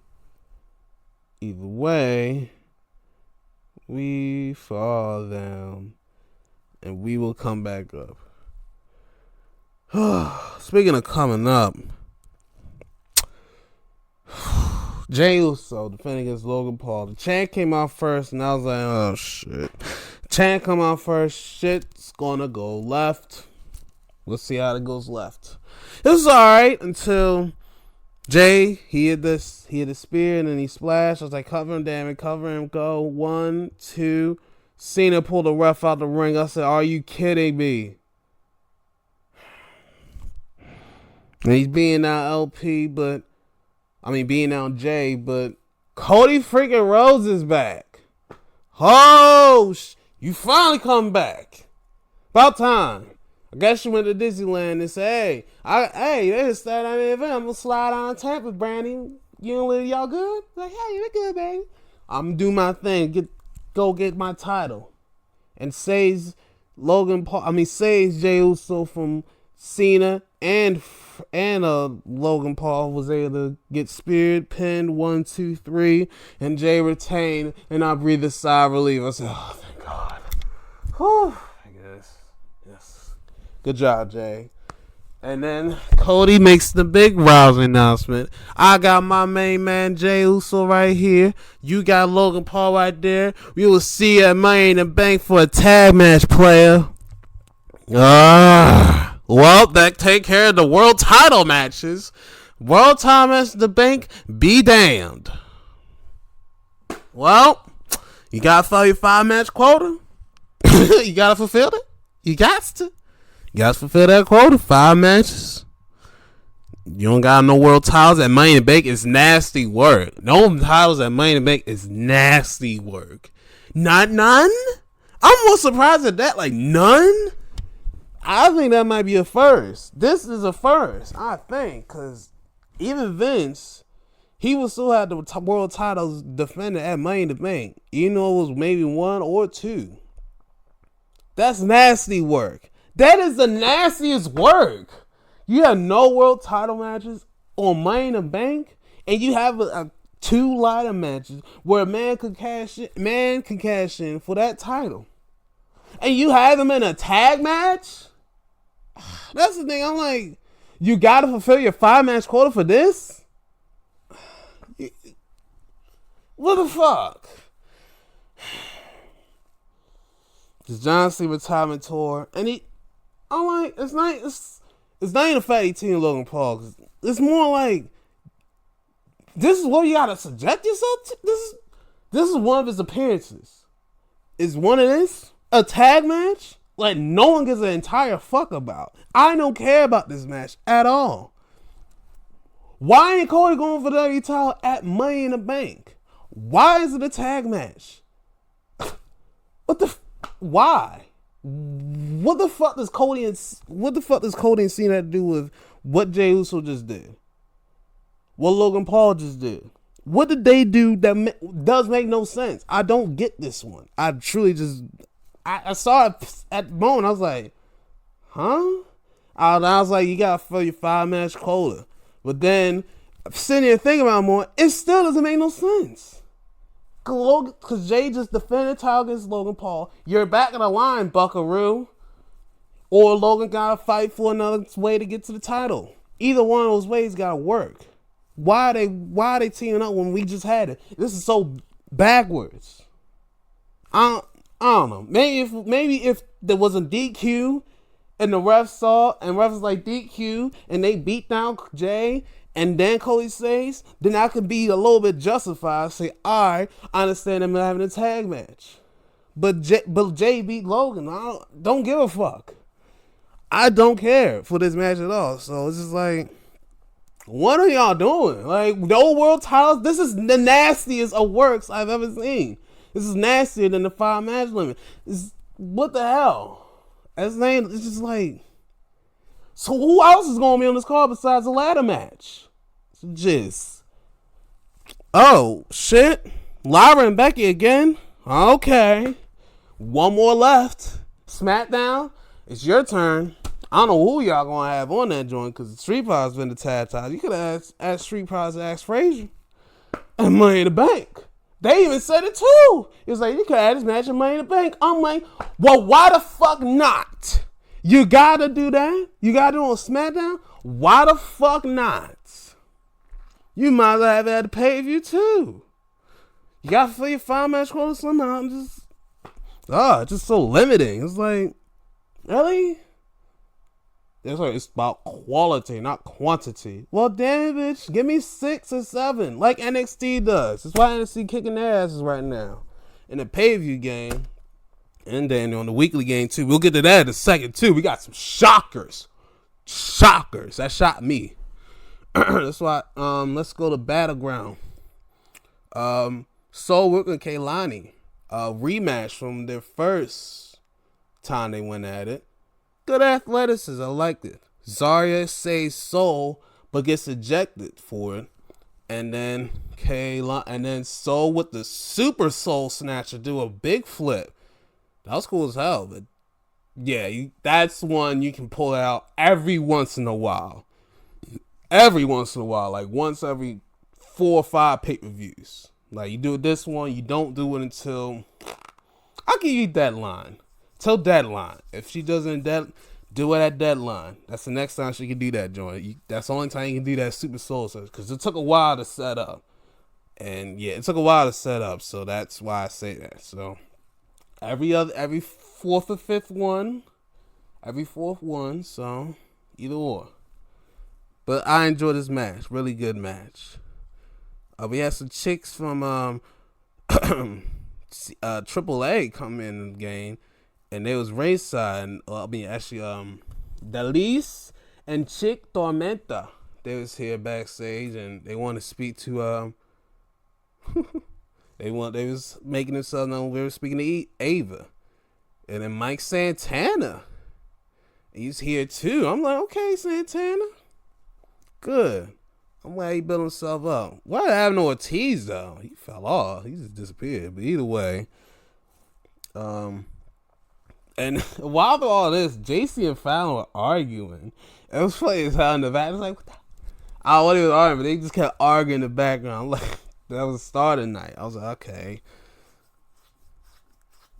During the interview, no orchestra in the run interview, and it's a little disrespectful between Charlie and Mike, but Tavion calmed the senses down, and they got mutual respect and dapped each other up and ready to. They're going to fight on Tuesday. So I'm glad the brother calmed that tension down, because Charlie was about to set up for Boricua, and that kegs are very explosive. So I don't know how that would have gone. Next, we got Hank and Tank and Briggs taking on the Culling. First of all, that was 3, cause that was a freaking 3 count. I think that was for the Culling. That was 3. I was like, wow, that was 3. And then the rest of the refuge suck.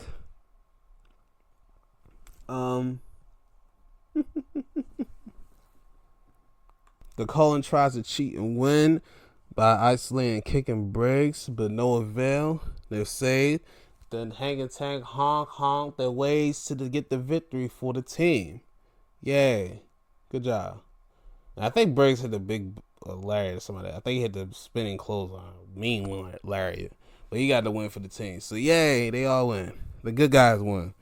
But the heels beat him up afterwards. But Emma Moore comes in with a steel chair swinging and helps chase the Culling away. And him and Briggs are good again. Yay!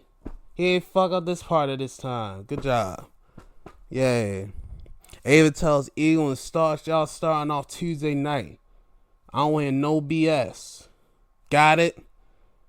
Got it. And they were still fighting and stuff. But we'll get to Tuesday. Tony D versus Stacks. Let's see how this one goes. Tony conflicted during this match, especially when he was coming back. Stacks got the offense and like attacking his leg, and he was building up the heat. His song, I can't really gauge. It was okay. It was alright. It was just there. But Tony, like I said, he was conflicted, especially when he was pummeling him down in his face. It's like, I can't do it to this kid. I love this kid too much. Like that type. It felt like that. It felt like that in that way. But Stacks takes advantage of Tony being nice. He's looking for that crowbar, but he can't find the crowbar. Because it's not there. Then out of nowhere, Crucifino spawns out of nowhere, really, like a GTA character. You come at the life. And Tony's like, what the hell have you been at? Turns around, boom. Well, he gets low bowed from behind us. And then big ass knee to the back of the head and at the 1, 2, 3. Shocked me, huh? I said one way it would go, but Crucifino gonna spawn. I said one way is gonna go one way or the other. It's gonna be Tony help. Or Crucifino helping out, or Tony to get distracted by Crucifino. I think I went the other way on the show. I think I picked Tony, and I picked Stacks. One show I picked Stacks, one show I picked Tony. So I know I did that. I forget which one I did it one. I think it was this one. I picked Stacks.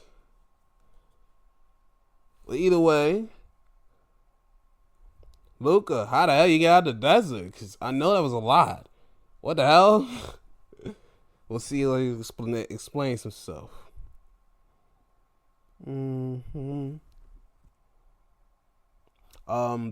Next, Stephanie Vaquer joining Grace for the NXT Women's title. Really good one. Jordan drops Stephanie V in front of Booker on announcer's table. She's about to do our favorite move, the kiss, the devil's kiss. Just as we was about to have that, we didn't get that.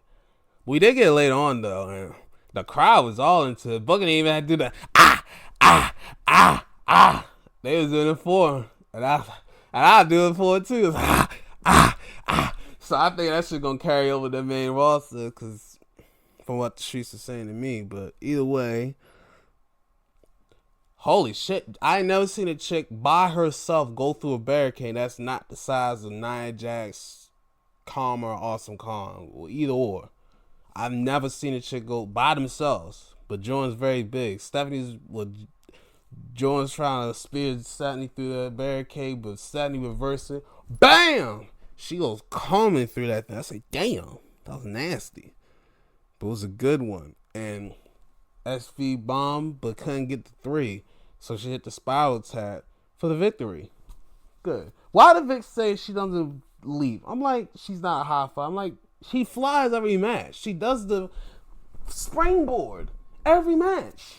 She's done that. She does that all the time. What are you talking about? She don't fly. I was like, she might use the spiral tap all that time, a lot of times, but she flies a little. She probably a little good amount. She ain't freaking Rey Mysterio, but she ain't no Psycho Sid. That should just stay on the ground. I don't know why the hell that man, whoever advised him to try to do a second rope leg drop or a big boot. Like, what the that ain't make no sense. And that's a lot of man meat coming down the leg. A lot of man meat. Like 260, 70 pounds. And I'm not surprised it snapped the way it did, but it's still nasty. Either way, it made me think of that moment. I'm not gonna lie. Saints in-ring interview. He's ready for the title match on Tuesday, but he notices when Eagle comes in, thanks a little bit of the crowd, and Sarah get out the way, cause shit. But he fights all Saints and then dives on all the security that tries to break up a fight between the two even more. But either way, we got more on the way. I'm not gonna lie, this is a little crazy. I wrote telenovela because they was speaking in Espanol, and I mustered like probably 8 words, and the rest, oy vey, but it sounded a little hot. But it was Stephanie V, Dalix, and Chick Taquita. They all were fighting, arguing each other. The JC and Jasmine, they were they were going at it. They were still arguing, which is weird as hell. They were still arguing. And JC comes out of nowhere and just slaps the taste out of freaking Stephanie. I was like, damn. Like, smacked the entire taste. It's like, good grief. Like, mouth. I was like, damn. And then they all get to fighting, and it was announced JC Jane versus Stephanie Vacker for the women's title. And I was like, ooh. I was like, trap match. I was like, that's a trap match, girl. We'll see how that goes. Oba versus Miles Bourne. Very good match. It kind of, I thought about this. They went at it before, and they remind me of it. This is a breakout tournament of the first round when Oba won the thing. So I was like, okay. I remember this. But round 2 was better, so I liked it. Oba uses size and power over Miles, and I get the little Randy Orton variation, like the scoop slam, and the one sleeve tattoo, and the little buzz bald and dummy, the clean shaven. But he's a little more athletic than Orton. He got a little more athleticism than Orton than his peak, because I've seen him come off the top rope a couple times before. So, no.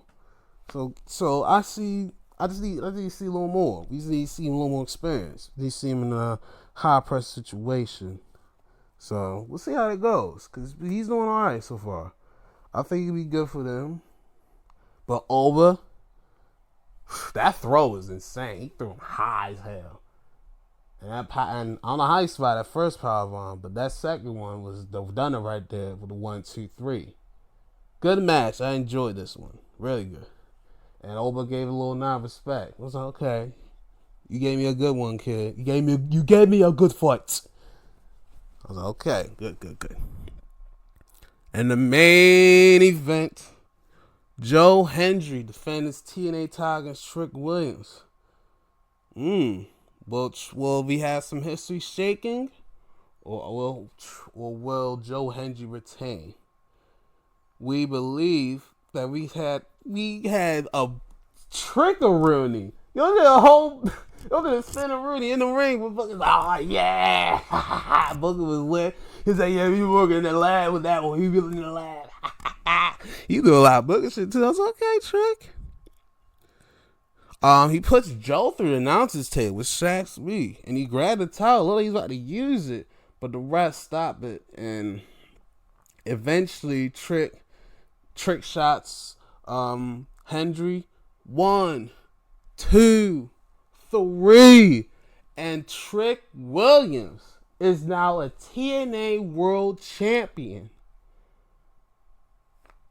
Christian Cage, Kurt Angle, Sting, Samoa Joe, Jeff Jarrett, and Trick Williams are all in the same sentence of TNA World Champions. Who would have thought? Wow. I never thought of that.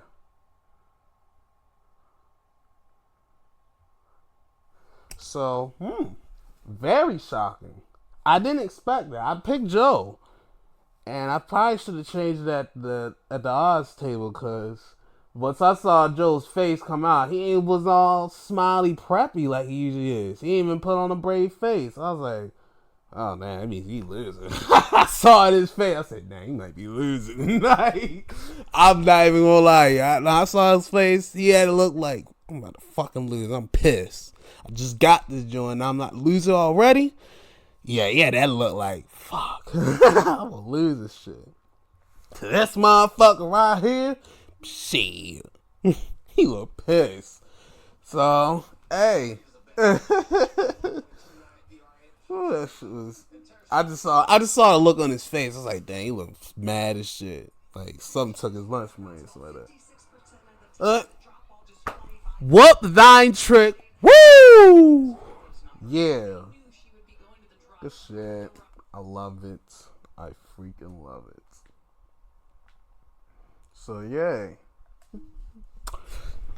Well, so we have a...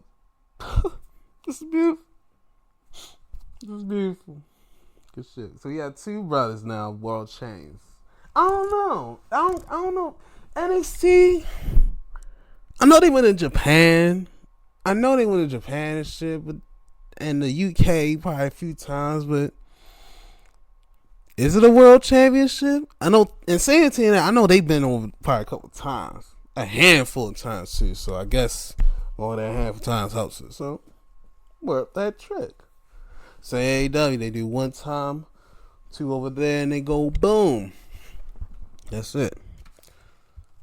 But the whoop that trick is over. Is here again. Let's hope he can hold it longer than he usually does with his other titles. Longer than 2 months. Anyway, let's go to Raw real quick. I'm going to go through this. I'm going to slide back to AEW in a second. Yeah, I already talked about the Bronson stuff. He joined the crew. Penta, Dragon Lee, and Gable. This was a good ass 3-way though, very lucha based. And holy hell, I'm so surprised Gable did not land on. He did not break his nose, cause Penta had, I think, Dragon on his back, and then he had Gable on the front, and he was doing a double. He's going down, but Gable's face ate all that. I said, ooh, that like it hurt. And Dragon Lee, good, amigo. He almost threw himself into the damn front row. He threw himself over the announcer. If the announcer was any closer to the crowd, he would have been in the front row. Jeez Louise. Came like a missile. And then we had a guest, Vikingo. He was here too. And Gable attacks him. Pops the face, and I think he cost him the match. And Penta does the Penta driver, Cero Miedo, victory for him. Yay!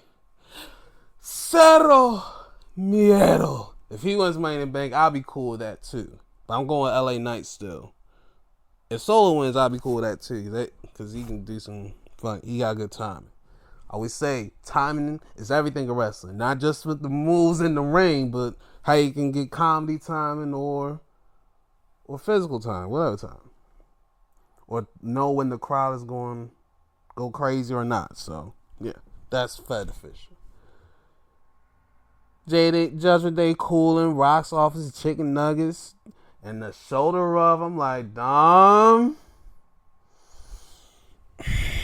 this is treacherous. But just in the nick of time, Liv Morgan pops in. She's back from her movie. I said, oh. I was like, oh, snaps. And sees Roxy. I was like, oh, shit. So, thanks to Raquel letting her know about it. But the man that is the juicy loving it is Finnegan. He was, when they was going back and forth, he was in his back of it just smiling, cheesing, like he's an evil villain. Like, my plan is coming to fruition. Yes, I feel like an evil villain. I love it. That shit was so funny, bro. I was dying. Bro, this man. That was funny. Let's see how this goes. Rusev and Tozawa. I'm glad Tozawa lasted more than 5 minutes, but Rusev wins. And he tried to do more to Tozawa, but Sheamus comes in and interrupts. So we have... Oh no. Not the League of Nations again. Keep Wade Barrett out of Raw. Keep his ass on SmackDown.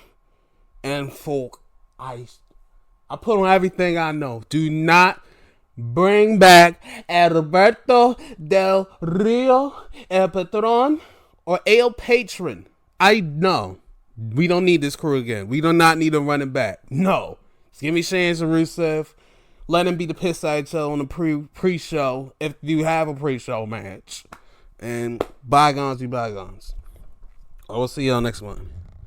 Why couldn't this be in the pay-per-view? New Day versus War Raiders versus American-made Creed brothers. The Creeds and the New Day are teaming most of this match against the War Raiders. And then once they caught their guards slipping, the most dangerous move in wrestling was made for the New Day to retain their titles. The small package. Yes. Or the roll-up. What do they call it? It's a variation of it. Bah! Got you slipping. Fumbling. Thinking you was cool with him. But you not. This is a title match. You thought y'all was cool. Be in the school. Be with the crew. Know what to do.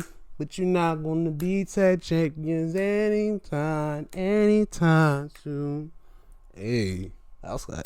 Alright, next we have Jay ready for fight against Cena LP. But Gunther comes. He's like, I see what you did. Congratulations defending your first ever World Heavyweight Championship defense against Logan Paul. Thank goodness. But June 9th, I will see you there and reclaim what is mine, the World Heavyweight Championship. And Jay comes out, yeet, I'm gonna beat your ass, yeet, 4 letters, 1 word, yeet. I'm joking with that, but yeah, that should be kidding me, but nah, for real on. But Jay said, I'm gonna beat you like I did at WrestleMania, so you keep it simple. So, alright, good. Keep it simple, Jay. Liv and Kyrie saying, interesting. Liv, I did miss Liv on my screen, I ain't gonna lie, but then Raquel, she was trying to distract the ref, and the other side, Roxanne came on the other side and pushed Kyrie off the top rope. But Raquel like, what the hell? What the hell are you doing, Chiquita? You're supposed to be on the... And then they're arguing and they're speaking in Spanglish. I'm like, what the hell, ladies? Don't argue, Mama. See, don't argue. And the height disparity was so funny because Raquel's like way up high and Roxanne so little. It was just so funny. She just standing like, what the hell are you doing, Chiquita? That shut me down. I was like, was like, what the heck? This is like funny. And all that arguing, Kyrie wins the damn thing with the most dangerous move again, the small package. And they try to run at her, but too late. She got, well, Kel did. Loss is like, I try to help.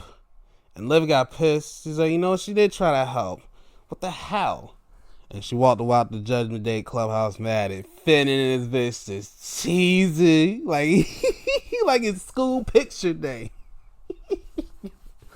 That man had me dying this one. He was funny as hell. Lyra wanted to be done with Becky, but she realized that Egg was not satisfied with just the victory. I was like, why can't you be satisfied with victory? And she said, I can't be satisfied because she went and attacked my fiance. I was like, oh shit, I knew it.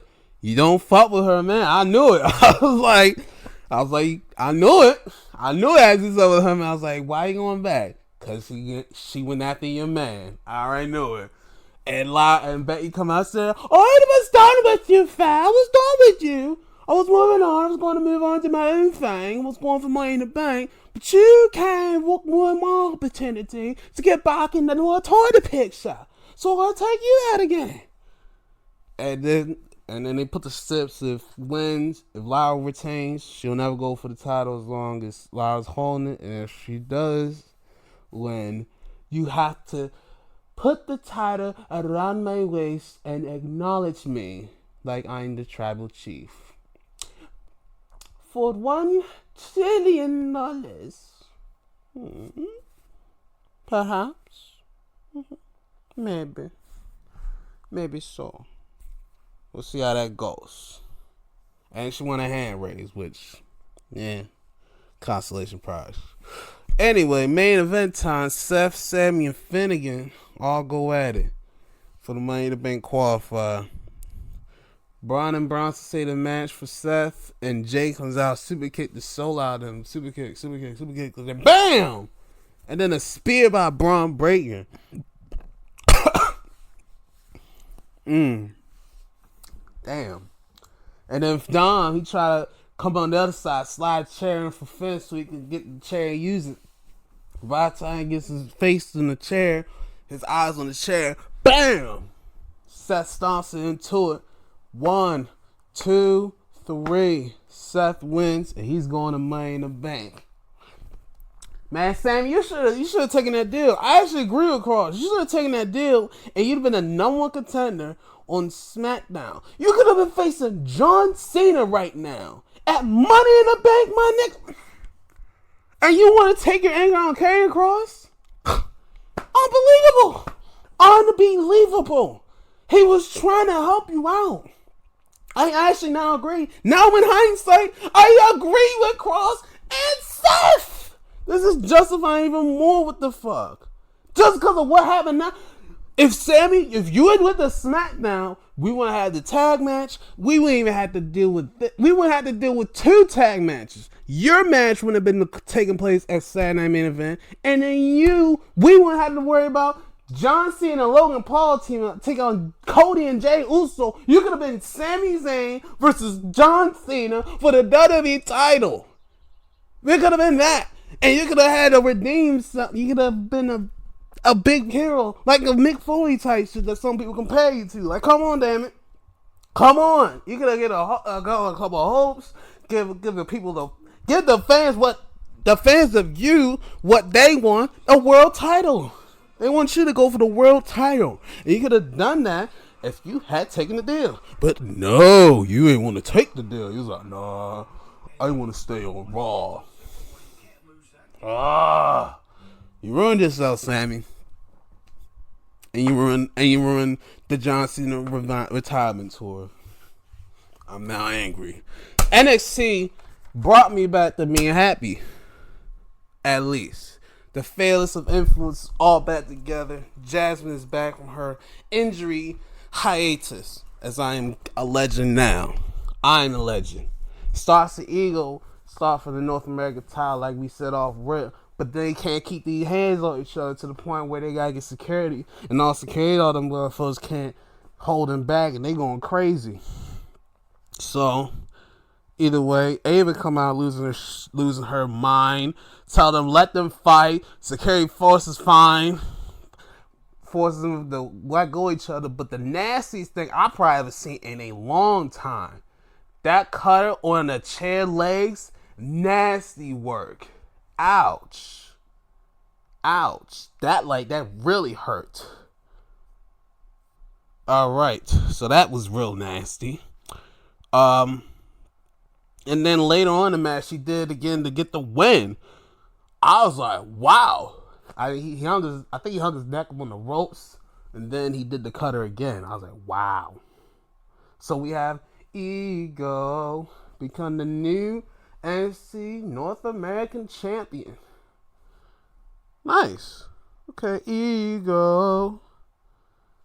Can you kill with a smile? I didn't know how he did it at first, but then I know how he did it. He put it up. I thought he was going the other way, but either way. Bracing and Moore are back together as a team, and they're looking to try to do more than just win tag gold. They want to win some world titles. So, good luck, fellas, with that one. Santana versus Tavion Heights. Charlie's in his feelings about what's been occurring with his boys. But him and Taylor had a good match. I enjoyed that match. It was a good ass match. And Santana won. I was like, good. I was like, he's going to be the one to take it from Trick. I said it. He's going to be the one to go against Trick next. I said he's going to be the one to either take it or go against Trick next. We want them two things going to happen. And they have mutual respect for each other. Okay. I likes. I'm calling West Tyson Tyreek West with two T's because it makes sense. West and Tyson Tyreek. Yeah. They say want to build their own legacy, which you should. Good. Do your own thing. A teachable moment from Chase U, presented by Progressive. We're always around, even when you're feeling down. Progressive. It's a teachable moment. Don't go looking for matches that you don't want. That's your teachable moment for Chase U. And they want to get a tag match. Kelly and Ryan, they're very eager-minded young folks. So they want to make a name for themselves. And they're going to make a name for themselves next week, taking on Dark State in a 6-man tag. Ugh. Well, Chase U is not off to a roaring rebranding start, so might as well pack it in, coach. Might as well pack it in, teach. These two, might as well pack it in. Pack it in right now. Anyway, so we found out the origin of what happened to Luca after he got put in the trunk of a car. He let him out. He didn't say anything. He let him out and didn't say anything because he was worried that he was gonna find me again and try to go after you or Riz. I was like, He's like, I don't know how I trust that, but I'm gonna let it go. So whatever you need, I'm here for you, Tony. I'm dead ass. I was like, okay. He's like, okay. I'm like, there's a little more to the story, Tony. There's a little more to the story. I know it. I was like, there's a little more to the story. He doesn't want to say it yet. Trick celebrating his TNA title. He calls it now Trick-N-A, not TNA. And Mike Santana comes out. This is like, this is not how we're doing over here. And I will get my TNA title match soon. And Santino Marella pops on the screen and declares that TNA title match will be next week on TV. Yay. Good, we get to see Santino Marella. He announces a victory match. Yes. Yay. That's nice.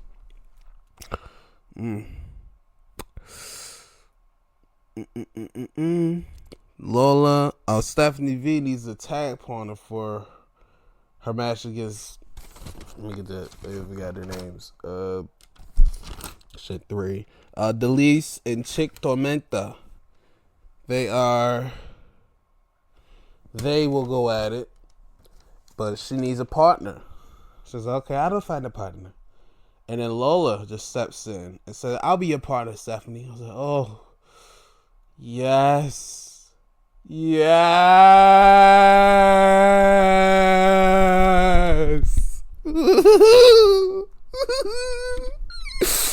No one's better than a 1v1 tag partners. Oy vey, Latina Heat.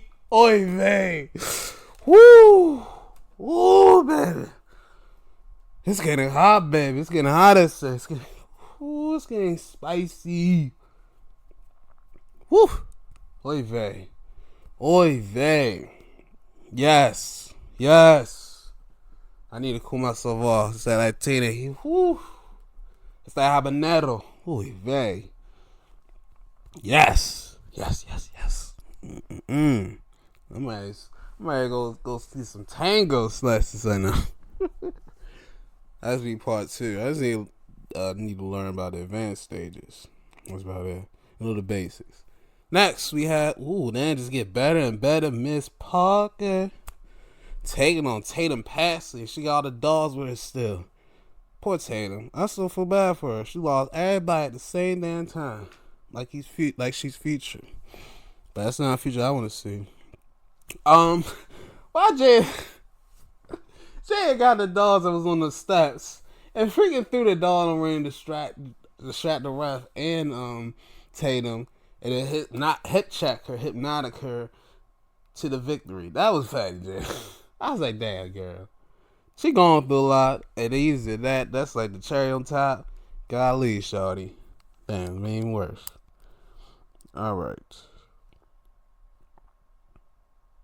Alright, let's go to the next. Oh, we had Thea. She came in to attack Jay for keep trying to bully her more, but she's like, we're not with that. I was like, okay. Alright. Miles Bourne.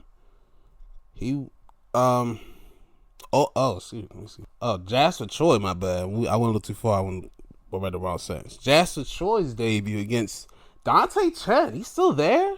Oh. I'm like, I didn't like. I actually know. I do remember last time he was there. Eagle smashed his ankle, so I'm glad he's all right. So good. Glad he's fine.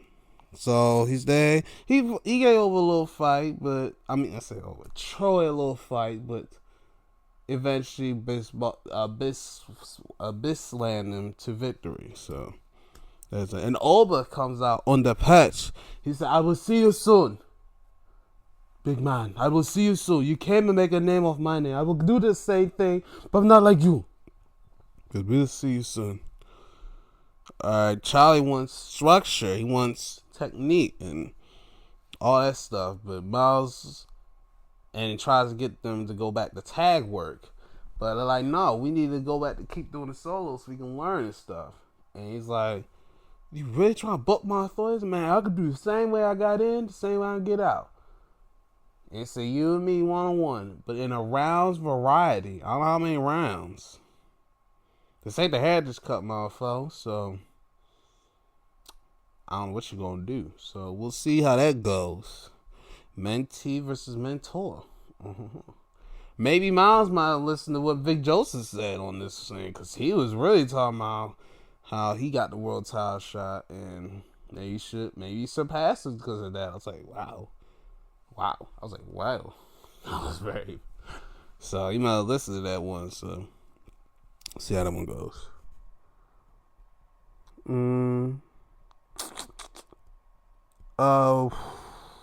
Eagle celebrating his title win. Javon comes out, but there's a surprise. Couple surprises. Laredo Kid comes in, and then Phoenix comes in, and they all pitch their claims to be North American champion. And there'll be a fatal four between all four of them at Worlds Collide, which is gonna be on the YouTube. Okay, on the YouTube. Mademoiselle. Okay. CVV. Okay, let's see how that one goes.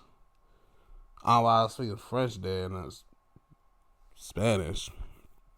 But anyway, Stephanie Vatker versus JCJ for the women's title.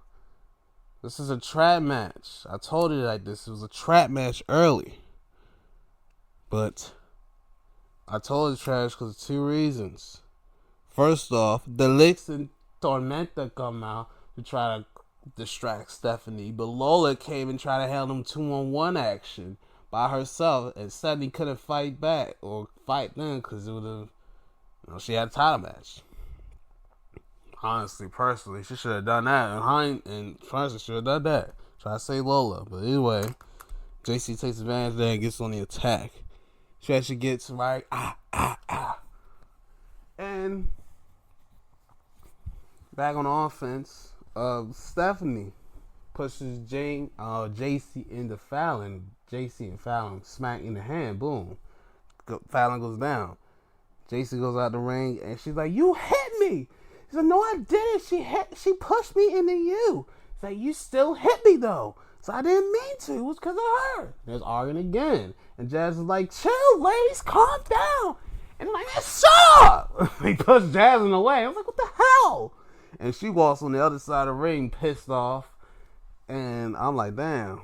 I was like, damn, don't be no trouble in paradise and the fail influence. No. So then Daisy gets back in the ring, about to try to go do something else. Jasmine distracts the ref again, and Fallon comes around 619, boom, around the post, knocks Stephanie off of JC. Okay, then Casey comes with that spinning forearm, boom. I'm like, cover it, damn it, cover it, damn it. 1, 2, 3. I was like, I shot. I was like, huh? I sat there shot. I was like, huh? Everybody it just went silent. And then panned to Mike Rome and the people that was the ring announcer. He was shot. He was like, huh? And he should have put more emphasis on this one. I would have put more emphasis. He should have been like, your winner and the new NXT Women's Champion, JCJ. Wow. Because that was a shock. I did not see that coming. Everybody was shocked. I was like, wow. See? Shock a motherfucker every once in a while. That's why I see #1 probably wrestling shows right now. They shock me every once in a while. Shock me. Give me shock. Shock me, damn it. Give me something to be shocked about. That's all I want. That's all I need.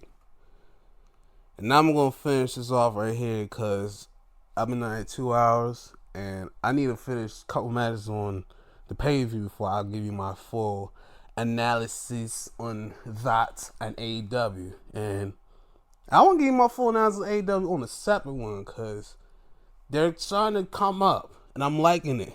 And I want their competition. And the reason why W is doing what they're doing with their competition, they're doing what they're doing for a reason because they know a turn is coming. Their turn is coming. AEW is coming back up. That little down little period, but now they're bubbling. And they're coming off their hot pay-per-views.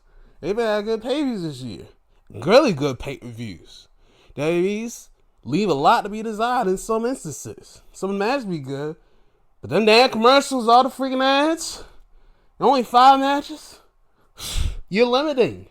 You're very limiting. At least AEW, I know they be long as shit, but hey, you get what you pay for. Now this time I ain't had the funds this time, but shout out to the plug. But we gotta finish you off, plug. I'll come back with other review too, because we gotta go back in the day too. But anyway, be well, stay safe, survive in advance, and let me have this last dance. Yes. Take care.